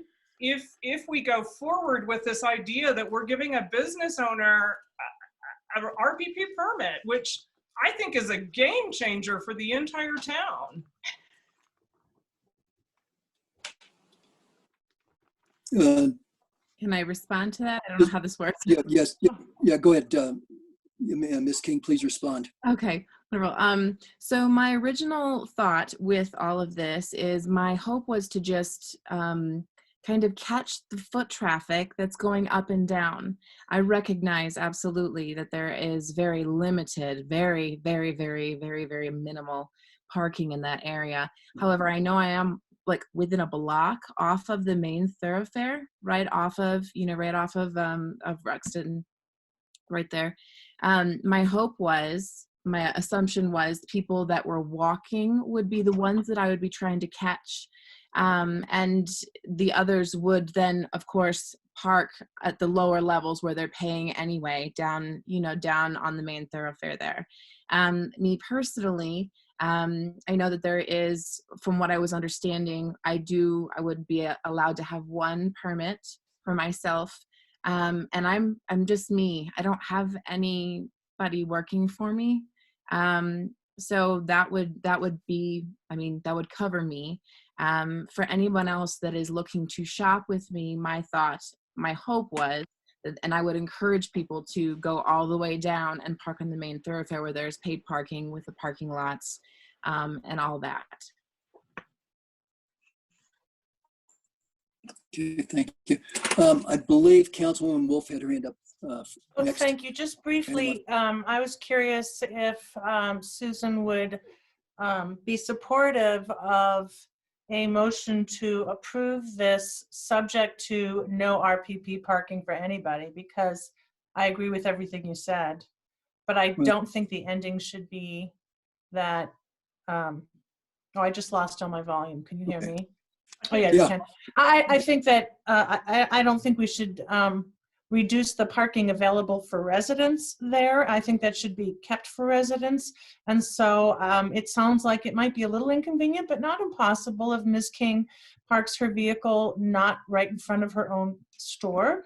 And so I just was curious about whether there might be support for approving this with the one exception of no RPP included. Well, we have a motion and a second already.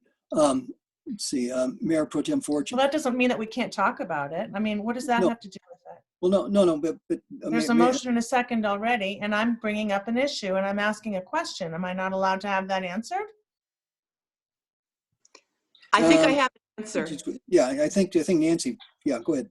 Yeah, I'm looking at the staff response or the staff write-up, and it says this is a residential permit program area, so no public parking is allowed in this area of Ruxton. Only residents and in-area businesses are allowed on-street parking permits. Therefore, any business that operates in the Twin Spring building may be able to obtain a parking permit for the business operator, but will rely on customers parking in the downtown. So as I read this, it sounds like Michelle did, or whomever did this, absolutely did their homework.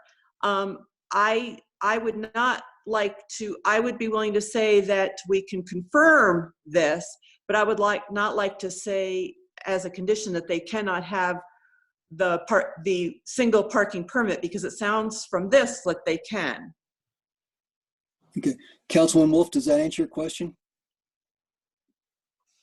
Councilwoman Wolf? Yeah, I hear you, sorry. Well, it's not an answer to my question. I don't think. She's just saying Michelle must know what she's doing, so let's go for it, because it sounds like from what Michelle wrote up that we are required somehow. She didn't explain, I didn't see any explanation in the report, but that somehow we're required to do this under some RPP thing or something, that businesses in the area can get it. That Can I comment on that? Mr. Parker. Yeah, so it's a great question. So I actually pulled up the residential parking guidelines while you were talking. And on page 13 of the current guidelines, it does have a provision in there that talks about business and employee permits. And what it says is, and I literally was just reading it while you were talking, for businesses located within a designated RPP area, a minimum of one permit specific to a vehicle and business will be provided. Based on availability and demonstration of need, additional permits may be available at no cost.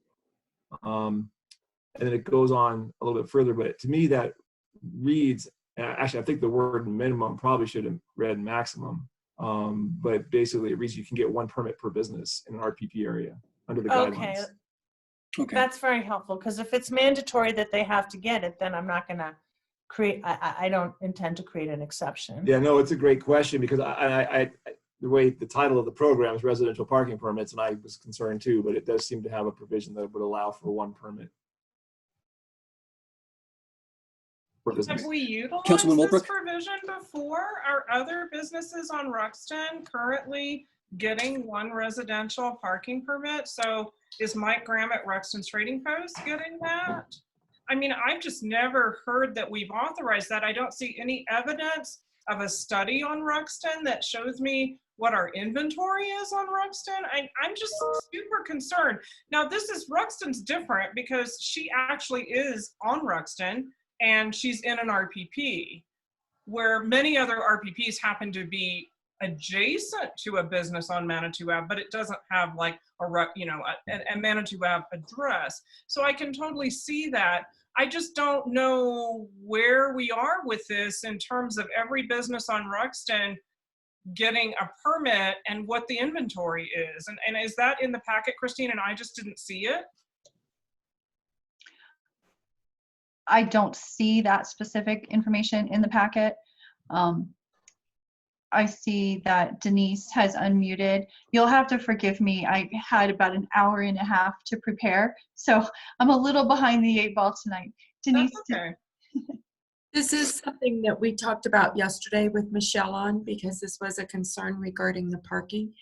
And I will say, she did say that this is, you can do this with the RPP, and it appeared that there may be others. I can't say exactly who they are or what that entails.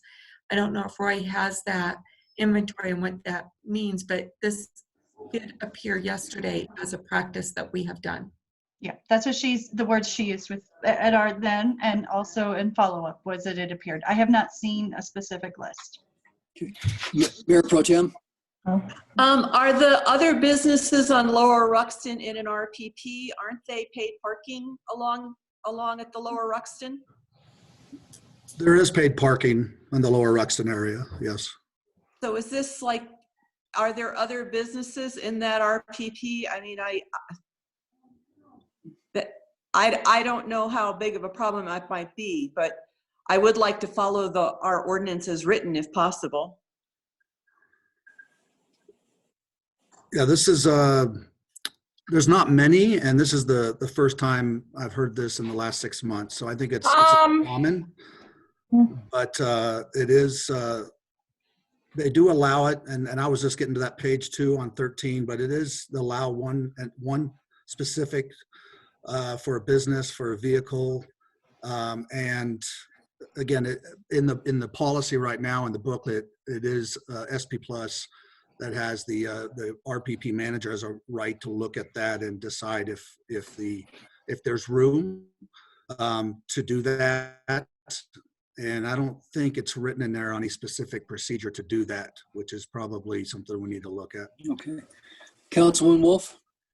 Thank you. It's my understanding from what Jeff just read to us that that's a guideline, that's not an ordinance, first of all. And if I heard that correctly, I would imagine we can make any changes we feel are appropriate, even though the guideline itself sounded like it said something along the lines of, we're always going to give the owner one spot in the RPP. And then if they want more than one, then you do the study to establish if there's room for more than one. We already know that we don't have enough as it is. But yes, the business on Manitou Avenue, what is it, the French Bakery down there by Ken Jaray's apartment building, that has an RPP. That's part of the RPP. They may have even gotten 2, I can't remember, parking spots, but there are, from when I was on the planning commission, there are other businesses that have been granted RPP spaces, I can tell you that.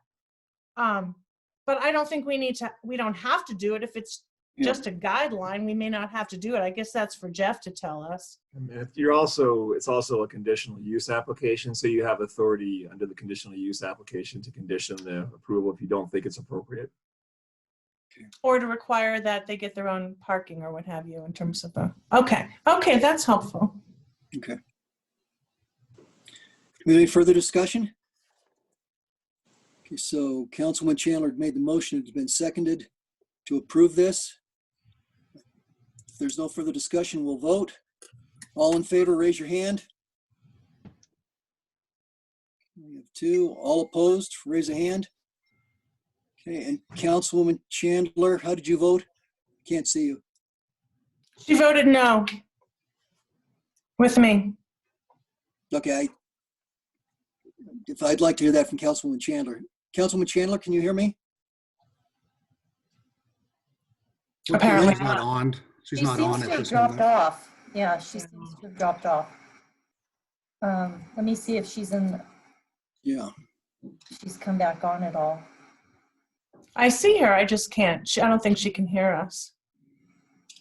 Well, she's not listed under the panelists, so I think, here she comes. There she's back. Okay, She's back. I have no idea what happened. I just, I left the meeting for a while.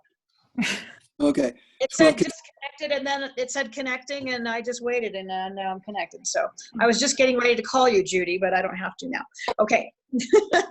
So, Councilman Chandler, we had taken a vote on your motion. So can you tell us how you vote, please? I wish the new business owner success and I vote aye. Okay, so we have 3 ayes, 2 noes. Okay. All right. So I think under the circumstances, we have the 3-2 tonight. That constitutes a majority. We go forward. Okay, so the motion is approved. Okay. Madeline, I have to concur. It looks like a great business to very, very good for Manitou. So, Thank you. but I also agree with Susan that parking is huge. So, yeah. Yeah, I'm gonna be prepared. That's perfect problem. And I just want to say that I support your business wholeheartedly. And as a former retailer myself, the last thing you want to do is park in front of your business. You want to save that space for turnover. That's just my recommendation. That's just my opinion as a citizen. And that's something I would take to heart when you think about, you know, your business's success. And that if your car is parked in front of your store every day, which I doubt is going to happen on Rexton because it's so busy, but I think you should have a plan for off-site parking for yourself. Okay. And, you know, encourage the people who are coming through Rexton to, you know, have the chance at a space so they can park and if they're not walking up there, they can have a chance to do it. And my emphasis on this just comes from years of experience. And I really am looking forward to stopping in and seeing your business. Thank you. Thank you. Okay, great. Thank you. Would anyone care to take a 10-minute break? Or do you want to push on? All in favor of taking a break, raise your hand.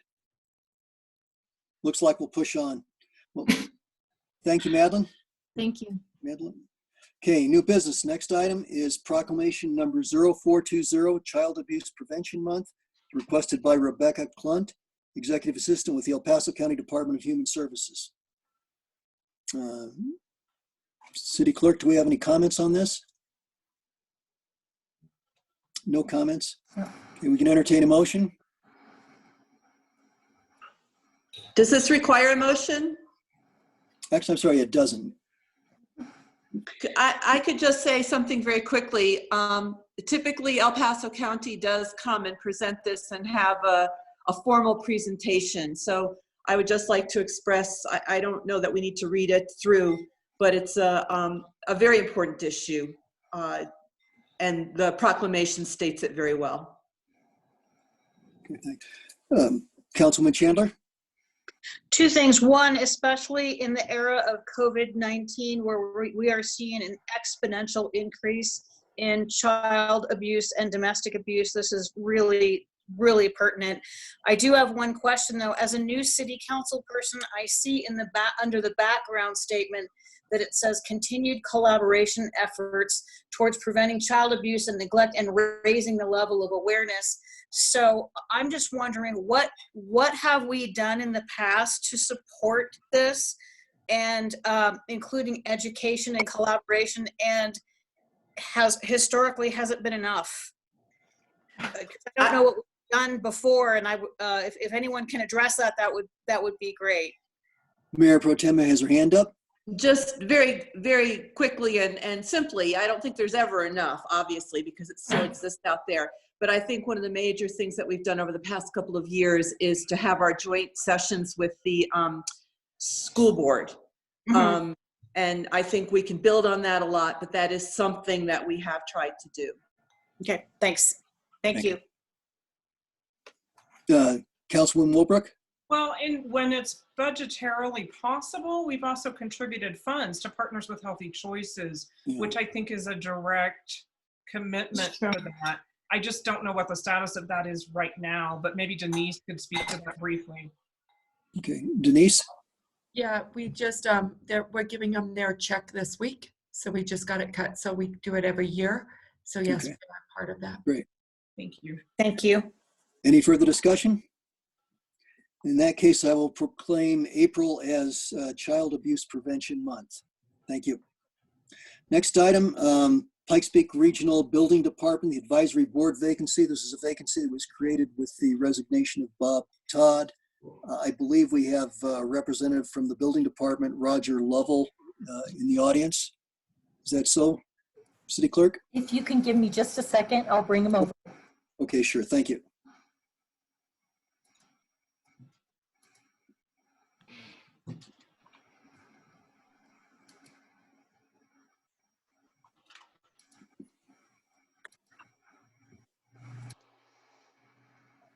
Okay, so he's got his microphone on and his camera. Good evening. Good evening. Thank you for your time. My name is Roger Lovell. I'm the building official for Pikes Peak Regional Building. For a number of years, we've had Councilman Todd as our representative on the advisory board. And I know that your time is valuable. I'll try and keep my presentation real brief here. But the building department was created by an intergovernmental agreement in 1966 between the city of Colorado Springs and El Paso County. Later on, the remaining jurisdictions, to include Manitou, joined in on that intergovernmental agreement, and it created this advisory board. The advisory board is made up of one elected official from each one of the member jurisdictions. Those member jurisdictions obviously being the city of Colorado Springs, El Paso County, Fountain, Manitou, Monument, Palmer Lake, and Green Mountain Falls. I think I got everybody. So the advisory board acts in advisory capacity to the building commission and hears matters related to budget, matters such as resolutions, and it's also an opportunity to get reports each month on building department activity. The matters that the advisory board hear, they make a recommendation on those, and then those items are heard by the building commission the following week. The building commission consists of one member of the city council from Colorado Springs, one member from El Paso County, and then one elected official from the remaining 5 jurisdictions. Currently, our members from those jurisdictions are Mr. Mark Waller from El Paso County. Drawing a blank right now. I can see his face. Tyler Stevens from Green Mountain Falls, and I'm sorry, forgive me. I'm drawing a blank on the city council position. That's okay. He got me on the spot. Can I answer any questions? No, excuse me. Susan has her hand up.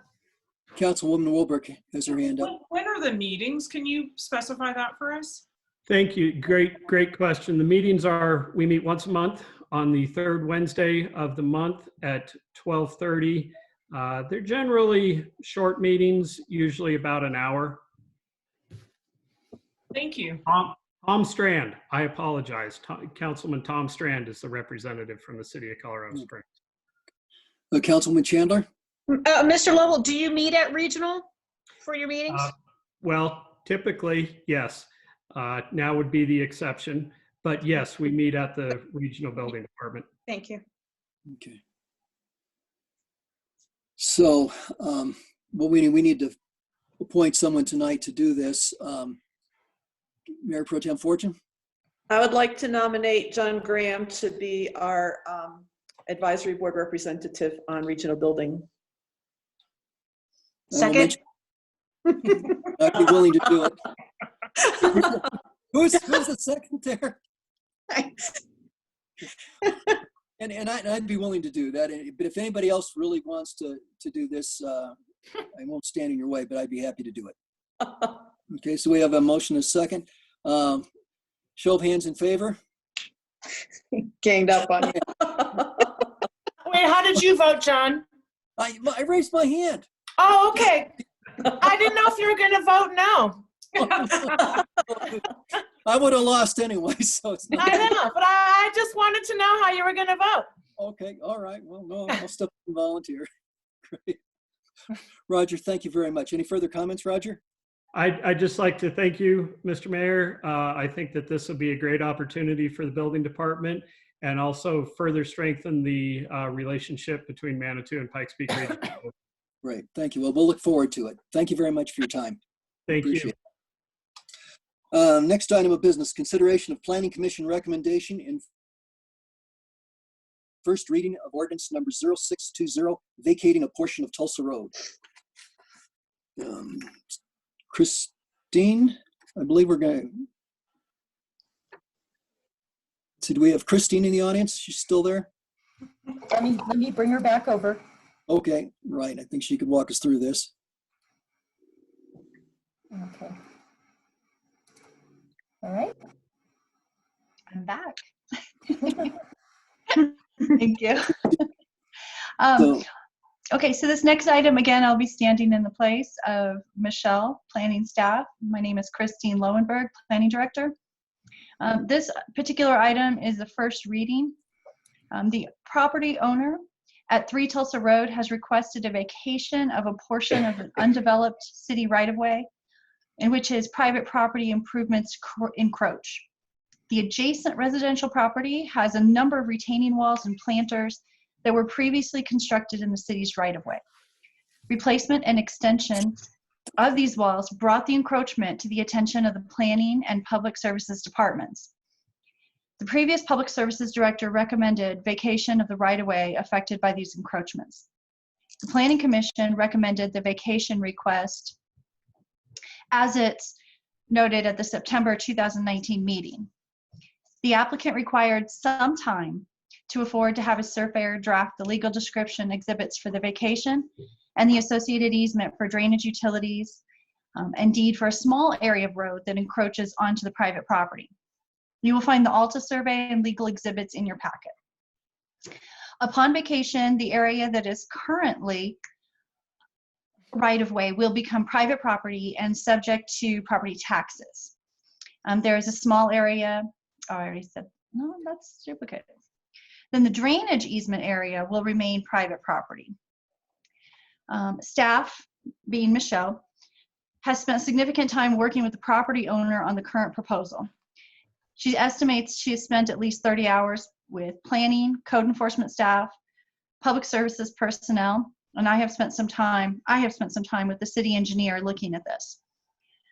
The Planning Commission recommends approval of the proposed vacation of right-of-way. May I read the recommended motion? please. Okay, the recommended motion is the vacation of a portion of Tulsa Road right-of-way as shown on the exhibit, which I can share with you if I need to, provided with ordinance 0620 and for approval of said ordinance at first reading with the following conditions. The area of encroachment of Tulsa Road and Puma Path onto the private property shown on the right-of-way deed and exhibit provided to the City Council shall be executed and filed with the El Paso County Clerk and Recorder concurrent with the filing of the vacation ordinance. The drainage and utilities easement document provided the City Council shall be executed and filed with the El Paso County Clerk and Recorder concurrent with the filing of the vacation ordinance. Further, staff recommends the following findings for the vacation of the proposed area of Tulsa Road. 1, the use of the areas of the right-of-way as shown on the vacation exhibit are unnecessary for future public access. And 2, the proposed vacation will not deprive abutting properties of adequate legal access. Finally, second reading and the public hearing on ordinance 0620 shall be set for April 21st, 2020 City Council meeting. Okay, thank you. Council, we can entertain a motion. Can I ask a question first? Mayor Pro Tem, you have the floor. Of Christine, I was wondering if this was, since there's a lot of trails in that area or near to that area, was the parks, open space and trails master plan taken into consideration when this vacation was considered? Yes, that is my understanding. Okay, thank you. In that case, I will make a motion. And that I move for the approval of vacation of a portion of Tulsa Road right-of-way as shown on the exhibit provided with ordinance 0620 and for approval of said ordinance at first reading with the 3 conditions and 2 findings as read by our planning director. Okay. Do we have a second? Second. A second, Councilwoman Moore. Okay, any discussion? Okay, there being no further, okay, let's see. Just have to make sure I can see everybody. Okay, as there's, and I heard a fireworks off in the background there. Yeah, and they're all hooting and hollering. See the rest of you looking too. Yeah, okay. So there being no further discussion, we'll go to a vote. All in favor of approving the motion, raise your hand. Okay, motion passes unanimously. Thank you, Christine. Thank you. Okay. Hey, we've just had a firework go off, FYI. Right. Yeah. We did here too. Okay. Right. Okay. We may hear more about that under council correspondence. Thank you. Next item of business, an intergovernmental agreement between the City of Manitou Springs and the Manitou Springs Urban Renewal Authority. Okay. Let's see. Find that. Sorry. Denise, was there someone going to present on this? Denise, did we have someone to present on this? I should have asked. Denise, you're muted. Yeah, You're muted. Becca is supposed to be presenting. We just need to bring her over. Okay, all right, thank you. I was just letting the chief know that fireworks was going off. Okay. Well, they go off every night at 8 o'clock. He's probably noticed. Yeah. Hi, I don't seem to have start video. Hi there. That was odd. I was like, I'm here.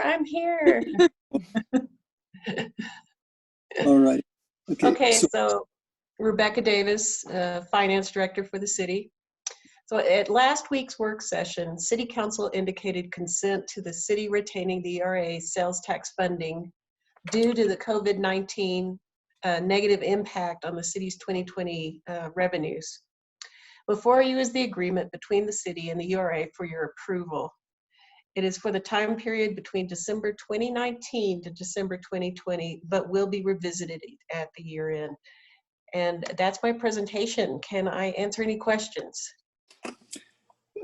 Councilwoman Wolf, sorry. Thank you.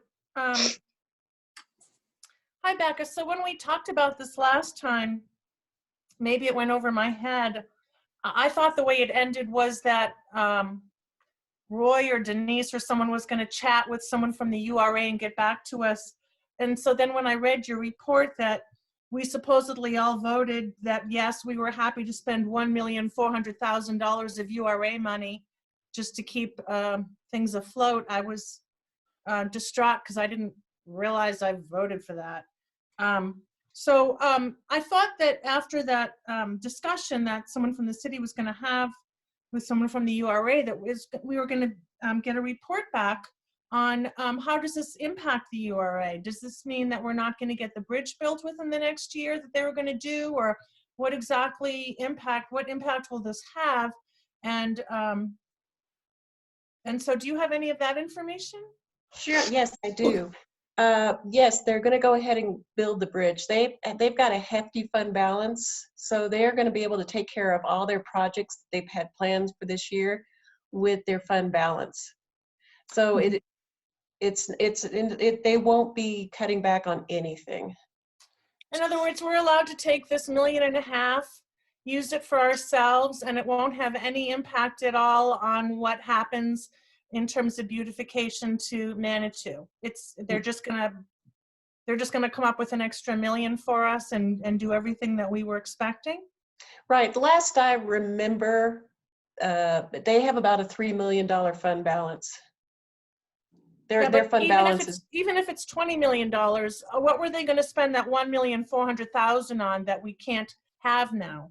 Or are they just going to cut back and make the bridge look ugly? Or there's some impact from having $1.5 million less than we did last week. So I thought I would find out what's going to happen as a result of us taking that money. What won't happen? Councilwoman Wolf, Denise met with URA officials last week, and I believe she could provide some background detail. Denise, could you bring Ann Nichols over? Ann, can we bring her over? Yeah, Ann was also involved in the discussions. And when we'll bring in Ann over, I would say, Julie, that they're not doing anything. They're just dipping into their reserve, just like we're dipping into our reserve. Oh, I get that, but am I not explaining myself well? If all of a sudden you have $1.5 million less than you did before, you're going to have to cut back on something. What are they going to cut back on? So I'd be happy to address that, Julie.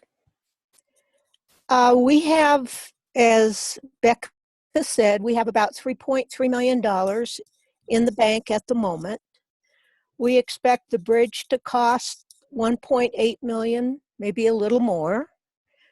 And we have budgeted funds to complete the plaza at the East Arch. What we had budgeted in anticipation of receiving revenues during 2020 was a potential purchase of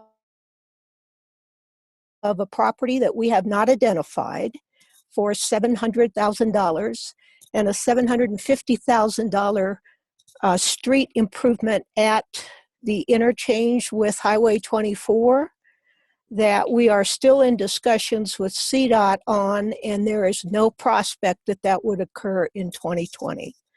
So the reality is the two projects that basically account for that $1.4 million, there is little likelihood that they would have occurred anyway. May I ask Ann Yeah, a follow-up? yeah. Just because I'm not sure I understood that. So were you saying that initially there was 700,000 set aside for the purchase of property somewhere?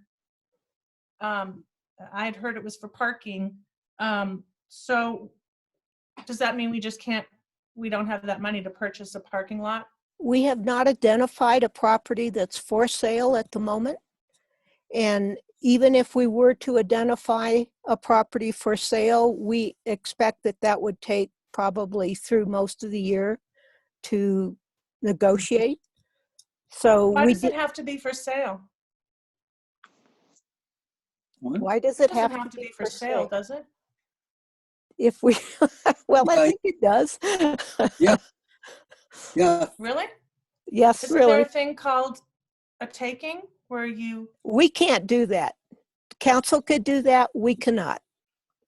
Oh, so the URA is not a city, so it can't. We Is that gave right, up that Jeff? right. We gave up, you took that right away from us when you approved our urban renewal plan in 2006. Oh, I don't know what I took away from you, but I just want to The know right from of Jeff eminent if he agrees that the domain. URA is not eligible for eminent domain. So this is Jeff. I could just quickly jump in. So urban renewal authorities can have the power of eminent domain if the city council gives them that power. So in this case, Manitou Springs City Council didn't provide that power to the URA. Correct. And Yes. couldn't we still provide it if we needed to? You could amend their plan and provide them with that power if you wanted to. Oh gosh. So in that case, really the decision we're making tonight is whether it's more important to have another parking lot, to purchase some more land for parking, whether it's for sale or not, doesn't matter to me.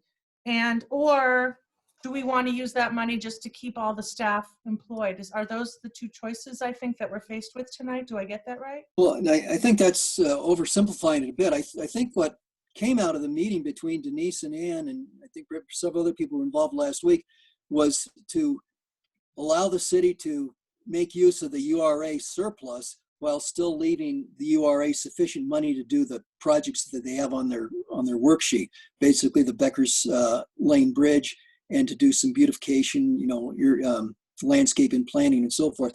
I think there was perhaps some concern from URA personnel early on that the city was going to go in and take everything they had because of the COVID-19 virus.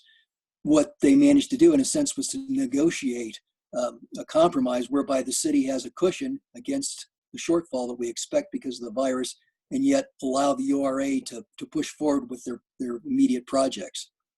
That's my take on that. So your take on it, John, though, is that yes, they would still have money to do the bridge and the plaza, but this money is coming out of the potential purchase of a parking lot, correct? Well, or did I get that wrong?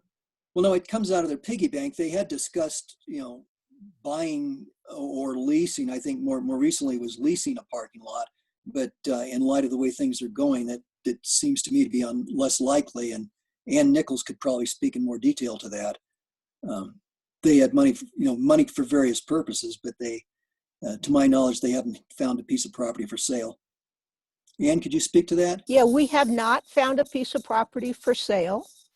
And while we're still looking, we don't think that there's any real likelihood that that's going to occur in the next 8 to 10 months. And the project that was budgeted for $750,000 was really fairly undefined. And we did not really expect that to have any likelihood of taking off before near year end. And the way the IGA is written, if things turn around, the city will revisit whether or not to release the withheld sales tax later in the year. And we are comfortable with it. The board will actually deal with it on Friday formally, but I have received no pushback from any board member so far. Well, may I ask Ann a follow-up? Yes, go ahead, Julie. So Ann, I know you're talking about this year and this year and this year, so it doesn't matter to me that much if it happens this year, if it happens next year. What happens to me is the bottom line is we're taking about $1.5 million away, some of which could be used to purchase a parking lot. And I mean, that's my understanding. Am I wrong? We have not identified a piece of property That's not the question, Ann. Okay, I think that answers my question because I didn't ask you, have you identified property? Is it for sale? Where is it? I'm not asking that. I'm simply stating that when you take all this money away, it won't be available later to buy anything. And your answer is, well, nothing's for sale yet. That's not responsive to the question.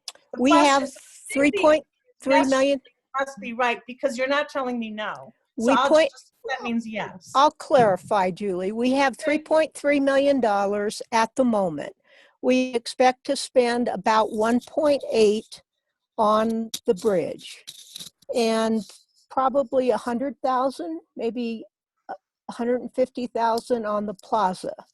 So that will leave us in all likelihood with, $500,000 or more at the end of the year. If we identified a likely piece of property, we would probably pursue that.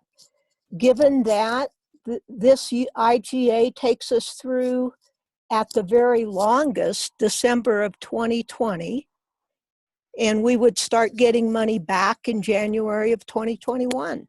So I don't think it really greatly hinders our plans. Thank you. Thank you. Mayor, I just wanted to point out we do have one of the attendees with his hand raised. So when you're ready for a public comment on this item. Okay, let's, Councilwoman Wolbert raised her hand. We'll hear from her and then we'll go to the person in the audience. Councilwoman Wolbert. Thank you. I want to start by saying that obviously it's very generous of the URA to offer funds to the city to meet their shortfall. And that's certainly a gesture that is appreciated by myself. However, I have, as you know, anybody who was on the previous council with me knows I have serious reservations about always rating the URA funds. I understand that COVID is a pandemic and it's hard to argue with a pandemic. So I won't spend a lot of time arguing about it, but when we leave the URA with $500,000 and we keep taking the money, like we've done in the past when the COG wasn't going to be in business, it does limit what their options are should something come available. And I don't know how we can say that nothing will come available because COVID itself is so radical that there may be multiple property owners who want to sell suddenly after this. There may be some properties, some business owners that are suddenly willing to invest because they see a new opportunity. We don't have that many years left on the URA, and a parking lot's one thing, but I'm really wanting us to put something in the URA that generates some sales tax and that provides a real community benefit to the people who live here and that might even draw people from the west side. I have serious reservations about taking this money. I thought I heard someone say that if we don't need it, we won't take it, but I've never known that to be the case. We seem to take it. Once we approve this, we take the money. We can't give it back, as we talked about, next week. And it would be incumbent on future councils to be a good partner if we had an amazing opportunity come forth, but the URA doesn't have enough money for that opportunity because we keep taking it. So, I mean, parking's one thing, but we need to be generating something in there that's going to give us some sales tax. We need to be open to that. And $500,000 for a URA is a tiny amount. I think it limits. I think we're assuming that nobody's going to want to sell or nobody's going to come to town. I think that's just incorrect in my mind. So those are some concerns that I have long term. I've not been for this before. And I just think that it's more than a parking lot we're giving up.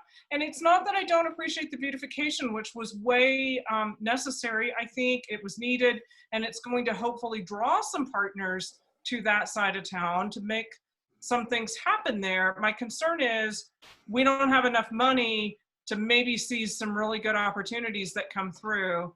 And that's my statement on that, and I appreciate that. Thank you. Understand. We have a member of the audience that wants to make a comment there. So, Judy, could you bring Mr. Yes. Reese in, please?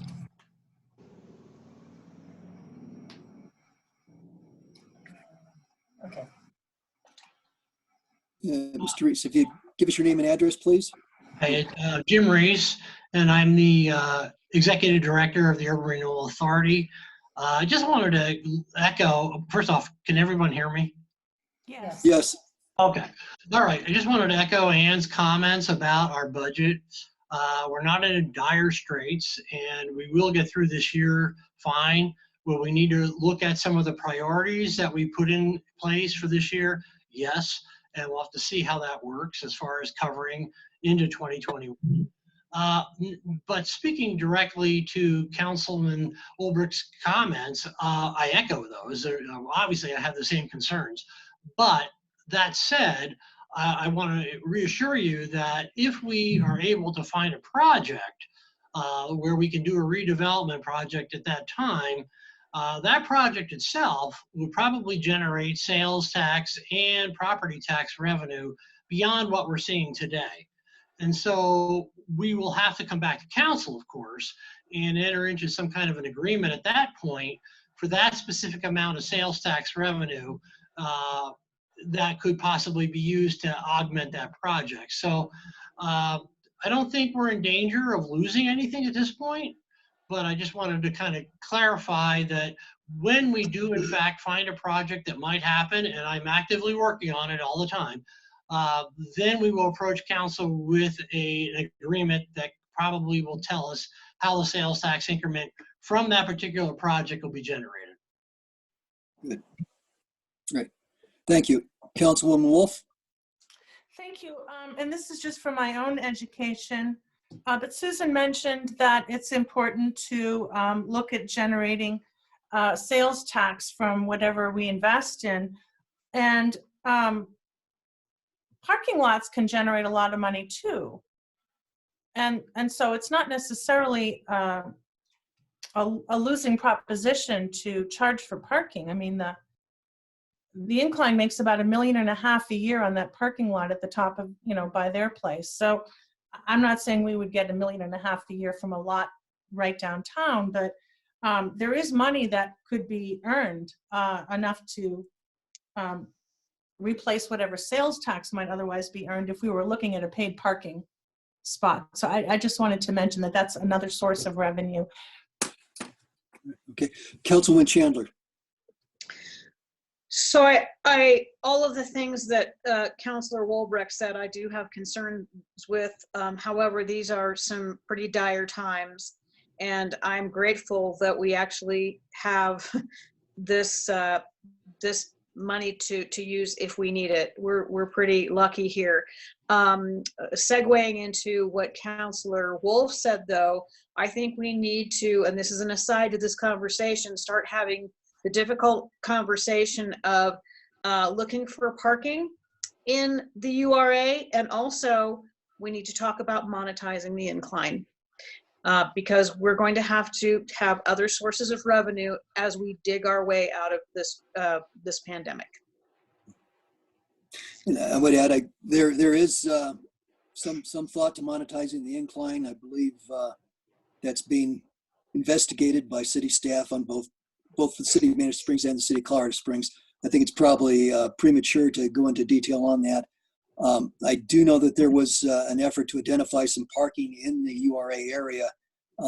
I don't know that that's going to be a big problem now. The landowner has not been very responsive, and I don't know if that's going to change here given the virus. So I believe what we do have is a reasonable agreement between the URA and the city. It allows the URA to push forward for the next year with the scope of their work, and it gives the city a cushion so that we can deal with the pandemic.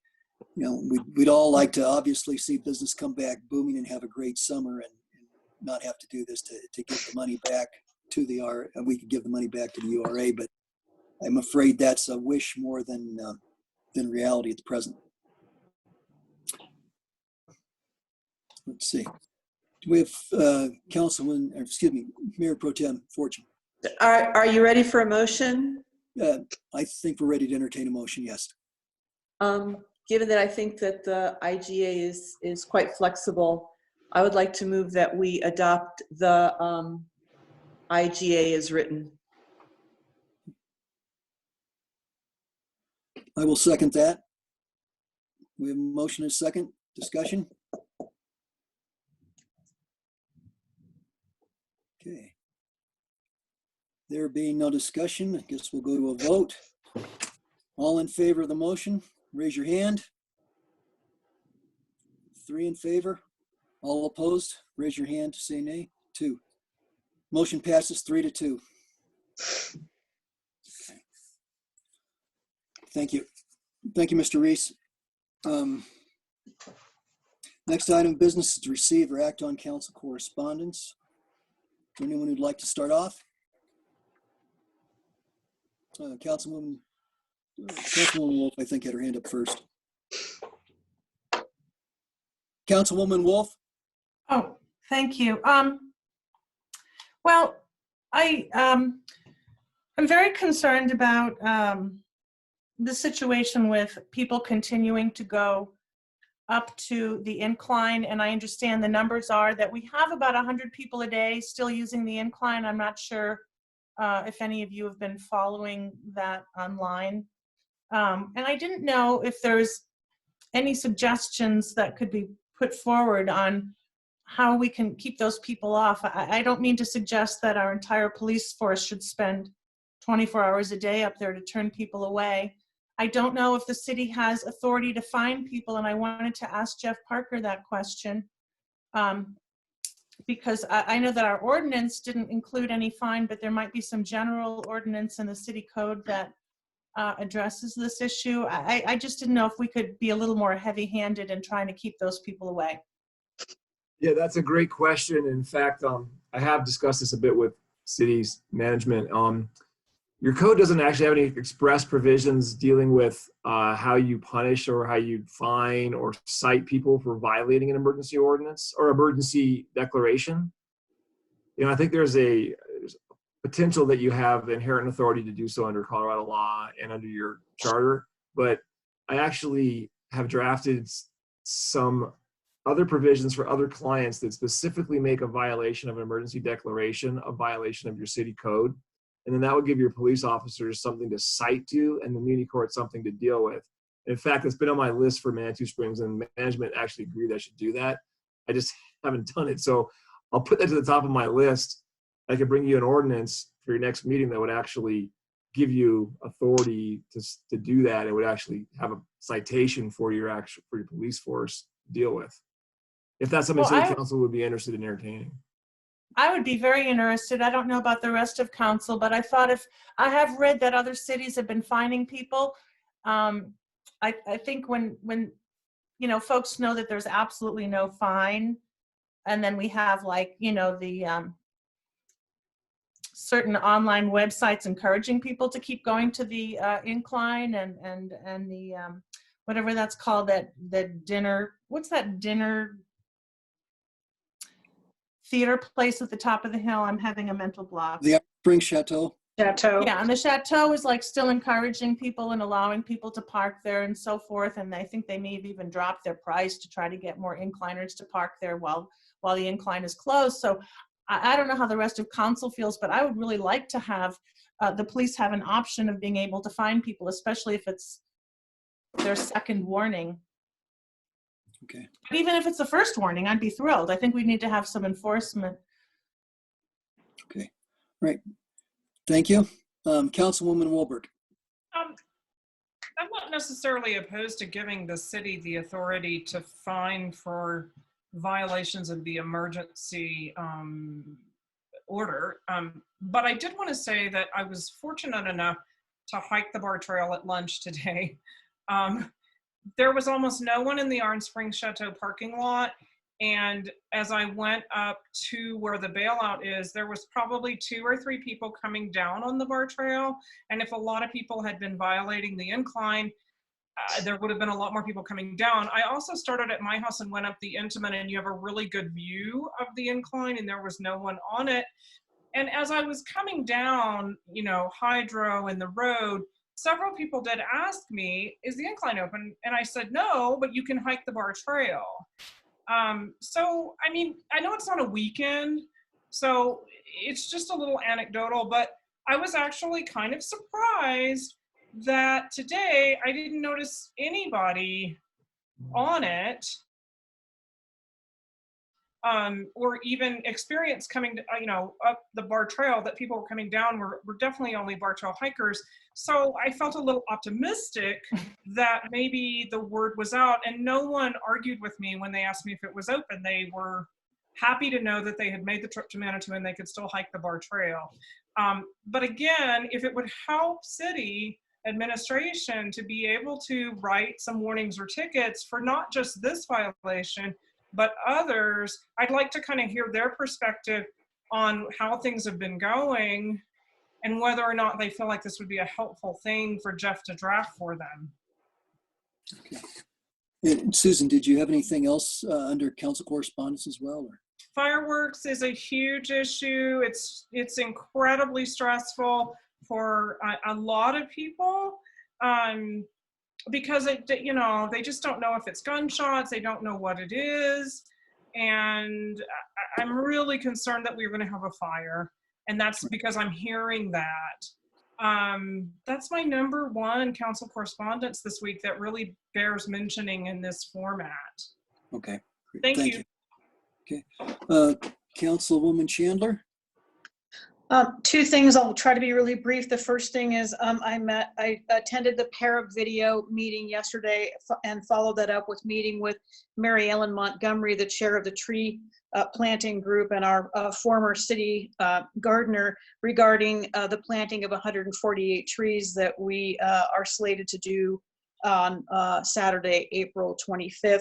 Given the fact that Governor Jared Polis has extended the shelter in place orders through Sunday, the 26th of April. We met, the meeting today was designed to put together a plan to get those trees, which are bought and paid for and on their way, in the ground with 100% compliance with those shelter in place orders. So you will be, I will be sending out an email no later than this Friday with a very thorough plan on how we're going to do that. We are going to require masks and social distancing as we are able. We are only going to allow certain members from PARAB, the Climate Action Work Group and Tree Planting Group, and city workers, public workers as needed. So we'll get that out to you and to council, and appreciate any of your thoughts and feedback. I think we've thought of hopefully everything. The second thing I just want to say is I just want to send out thoughts and prayers to our courageous voters and poll workers in the state of Wisconsin as they exercise their right and responsibility to vote despite potential exposure to the coronavirus, a situation that was 100% avoidable. So thoughts and prayers to them. Okay. Mayor Pro Tem Fortune.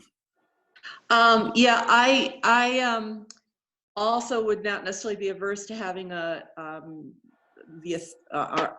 allow our police to have the authority to fine people in under the shelter in place or whatever, the emergency ordinance, thank you. However, I don't want to direct at our level, I don't want to direct our police to do anything more specific. I wouldn't mind seeing the actual numbers on the incline, and those are obtainable. I've not gone online to find them of late. And perhaps we could establish a threshold of what is meaningful and what isn't meaningful. But to me, 100 people up a day is, if it's under that, it's probably not particularly meaningful because they can do social distancing. And I'm not supporting anyone breaking the rule that was put in place, but to me, the fireworks issue is a much larger issue. The skate park issue is a larger issue. There's many other issues that I think potentially are larger at this point, if the incline numbers are as low as I suspect they are. So that's where I stand. So that's my opinion on that. In terms of other council correspondence, the Pac-Man committee met on this weekend for 3.5 hours for strategic planning with Bicycle Colorado or something. Had a really good meeting, and that's the pedestrian and cycle Manitou group. Just a really good meeting, and came up with some really good ideas for what we can do for the future. So that's all I have. Thank you. Right. I have concerns, but you've all voiced my concerns as well, so I won't repeat them here. Let's go on to the city administrator's report. Mr. Oh, Cheney? before we do that, may I just comment on one thing Nancy and Susan addressed? May I? Go ahead. All right. I don't know the website, and I'm going to get it for you folks, but there's a daily count kept at the incline. And I don't know what the website is offhand. I've just clicked on links that were sent to me, and it brought me right there. But yes, there's a daily count, and other than maybe an occasional deer that might trip it, I think they're probably humans. So I'll see if I can get that to you, just in case you're curious to look. And the nice thing about that is it does it by hour as well. So you can look over the course of the day to see how many people are or not going up. Yeah. Thanks. Okay, thank you. Mr. Cheney? Yeah, so two things, the Garden Club and Parab, we're looking at setting up some rules for gardening in the parks so that they just follow the COVID guidelines, and they're excited to get out here with the nice weather. So we'll be setting that up and getting that going soon, probably this week, so they can get out there and plant and turn the soil. And then Public Works and some pool staff, they're going to start working on all the parks and getting them ready for summer. And Natalie Johnson's also helping with trying to find ways to get the word out, all the work we're doing to clean up the parks and get them ready for everybody. And that's it. Is there just one person working on the parks in the Julie, city? this is not council time. This is now the city administrator's report. We'll let Denise give her presentation now. Denise, please. I just want to say a couple of shout outs. We had Josh Stelly, who made masks for all the city for Monday. So I had masks for every city worker he stayed up till after midnight to get those made, so that we had masks for every city worker that came in, and I have extras in my office now. And it was with Kendra and Tim Brensnom, he helped with all of that. So Sunday I was gathering supplies, and then they made sure that they were made. So I really want to recognize them for taking care of the staff for that way. And then I do want to talk about the fireworks. We put out 2 PSAs today. We'll continue to do that. What we're asking everybody is, if you hear it, you see it, you know who's doing it, call us, call the police, and we'll make sure that we go out and we take care of it from that point. The skate park we're continuing to work on, and we're trying to figure out a solution. We just don't have that yet. Yesterday they were out there, they gave 4 citations, and they're continuing to look at that. And then Julie White, Roy was talking, I was looking at the incline. It looks like today there were very few, but there have been a couple of days that it's definitely gone up. Okay. Anything else, Denise? No, we're just, and then the homeless situation, I know there's been a couple of concerns about that. Next week, we will be giving you a whole report on what's happening and how we're managing that at this time. Okay, good. Thank you very much. Okay, Julie, did you have a comment? you want to Oh, make? yeah, I'm sorry, I spoke out of turn before. I just wanted to ask Roy, because I have had some people ask me, and I forgot to mention this during council correspondence, but I have had people ask me what's happening with our parks. And last summer, Memorial Park looked horrible because there was a sprinkler system failure that they couldn't seem to fix all summer long, and it looked horrible. And now supposedly, rumor is that we only have one employee on the entire city staff responsible for maintaining all of the parks, and that good-natured person essentially has admitted that it's impossible to do a good job, with just one person. Is that correct, Roy? Is there just one person? No, that's not correct. We have 3 and up to 5 parks personnel. It is true last year we had some problems with Memorial, and it was the pump. And it was drawing water out of the creek, which then you get the silt that gets into the pump. That's been fixed, and so we are planning on having, actually towards the end of the summer, things got better already in the area. So that should be not a problem this summer, and we have staff ready to go.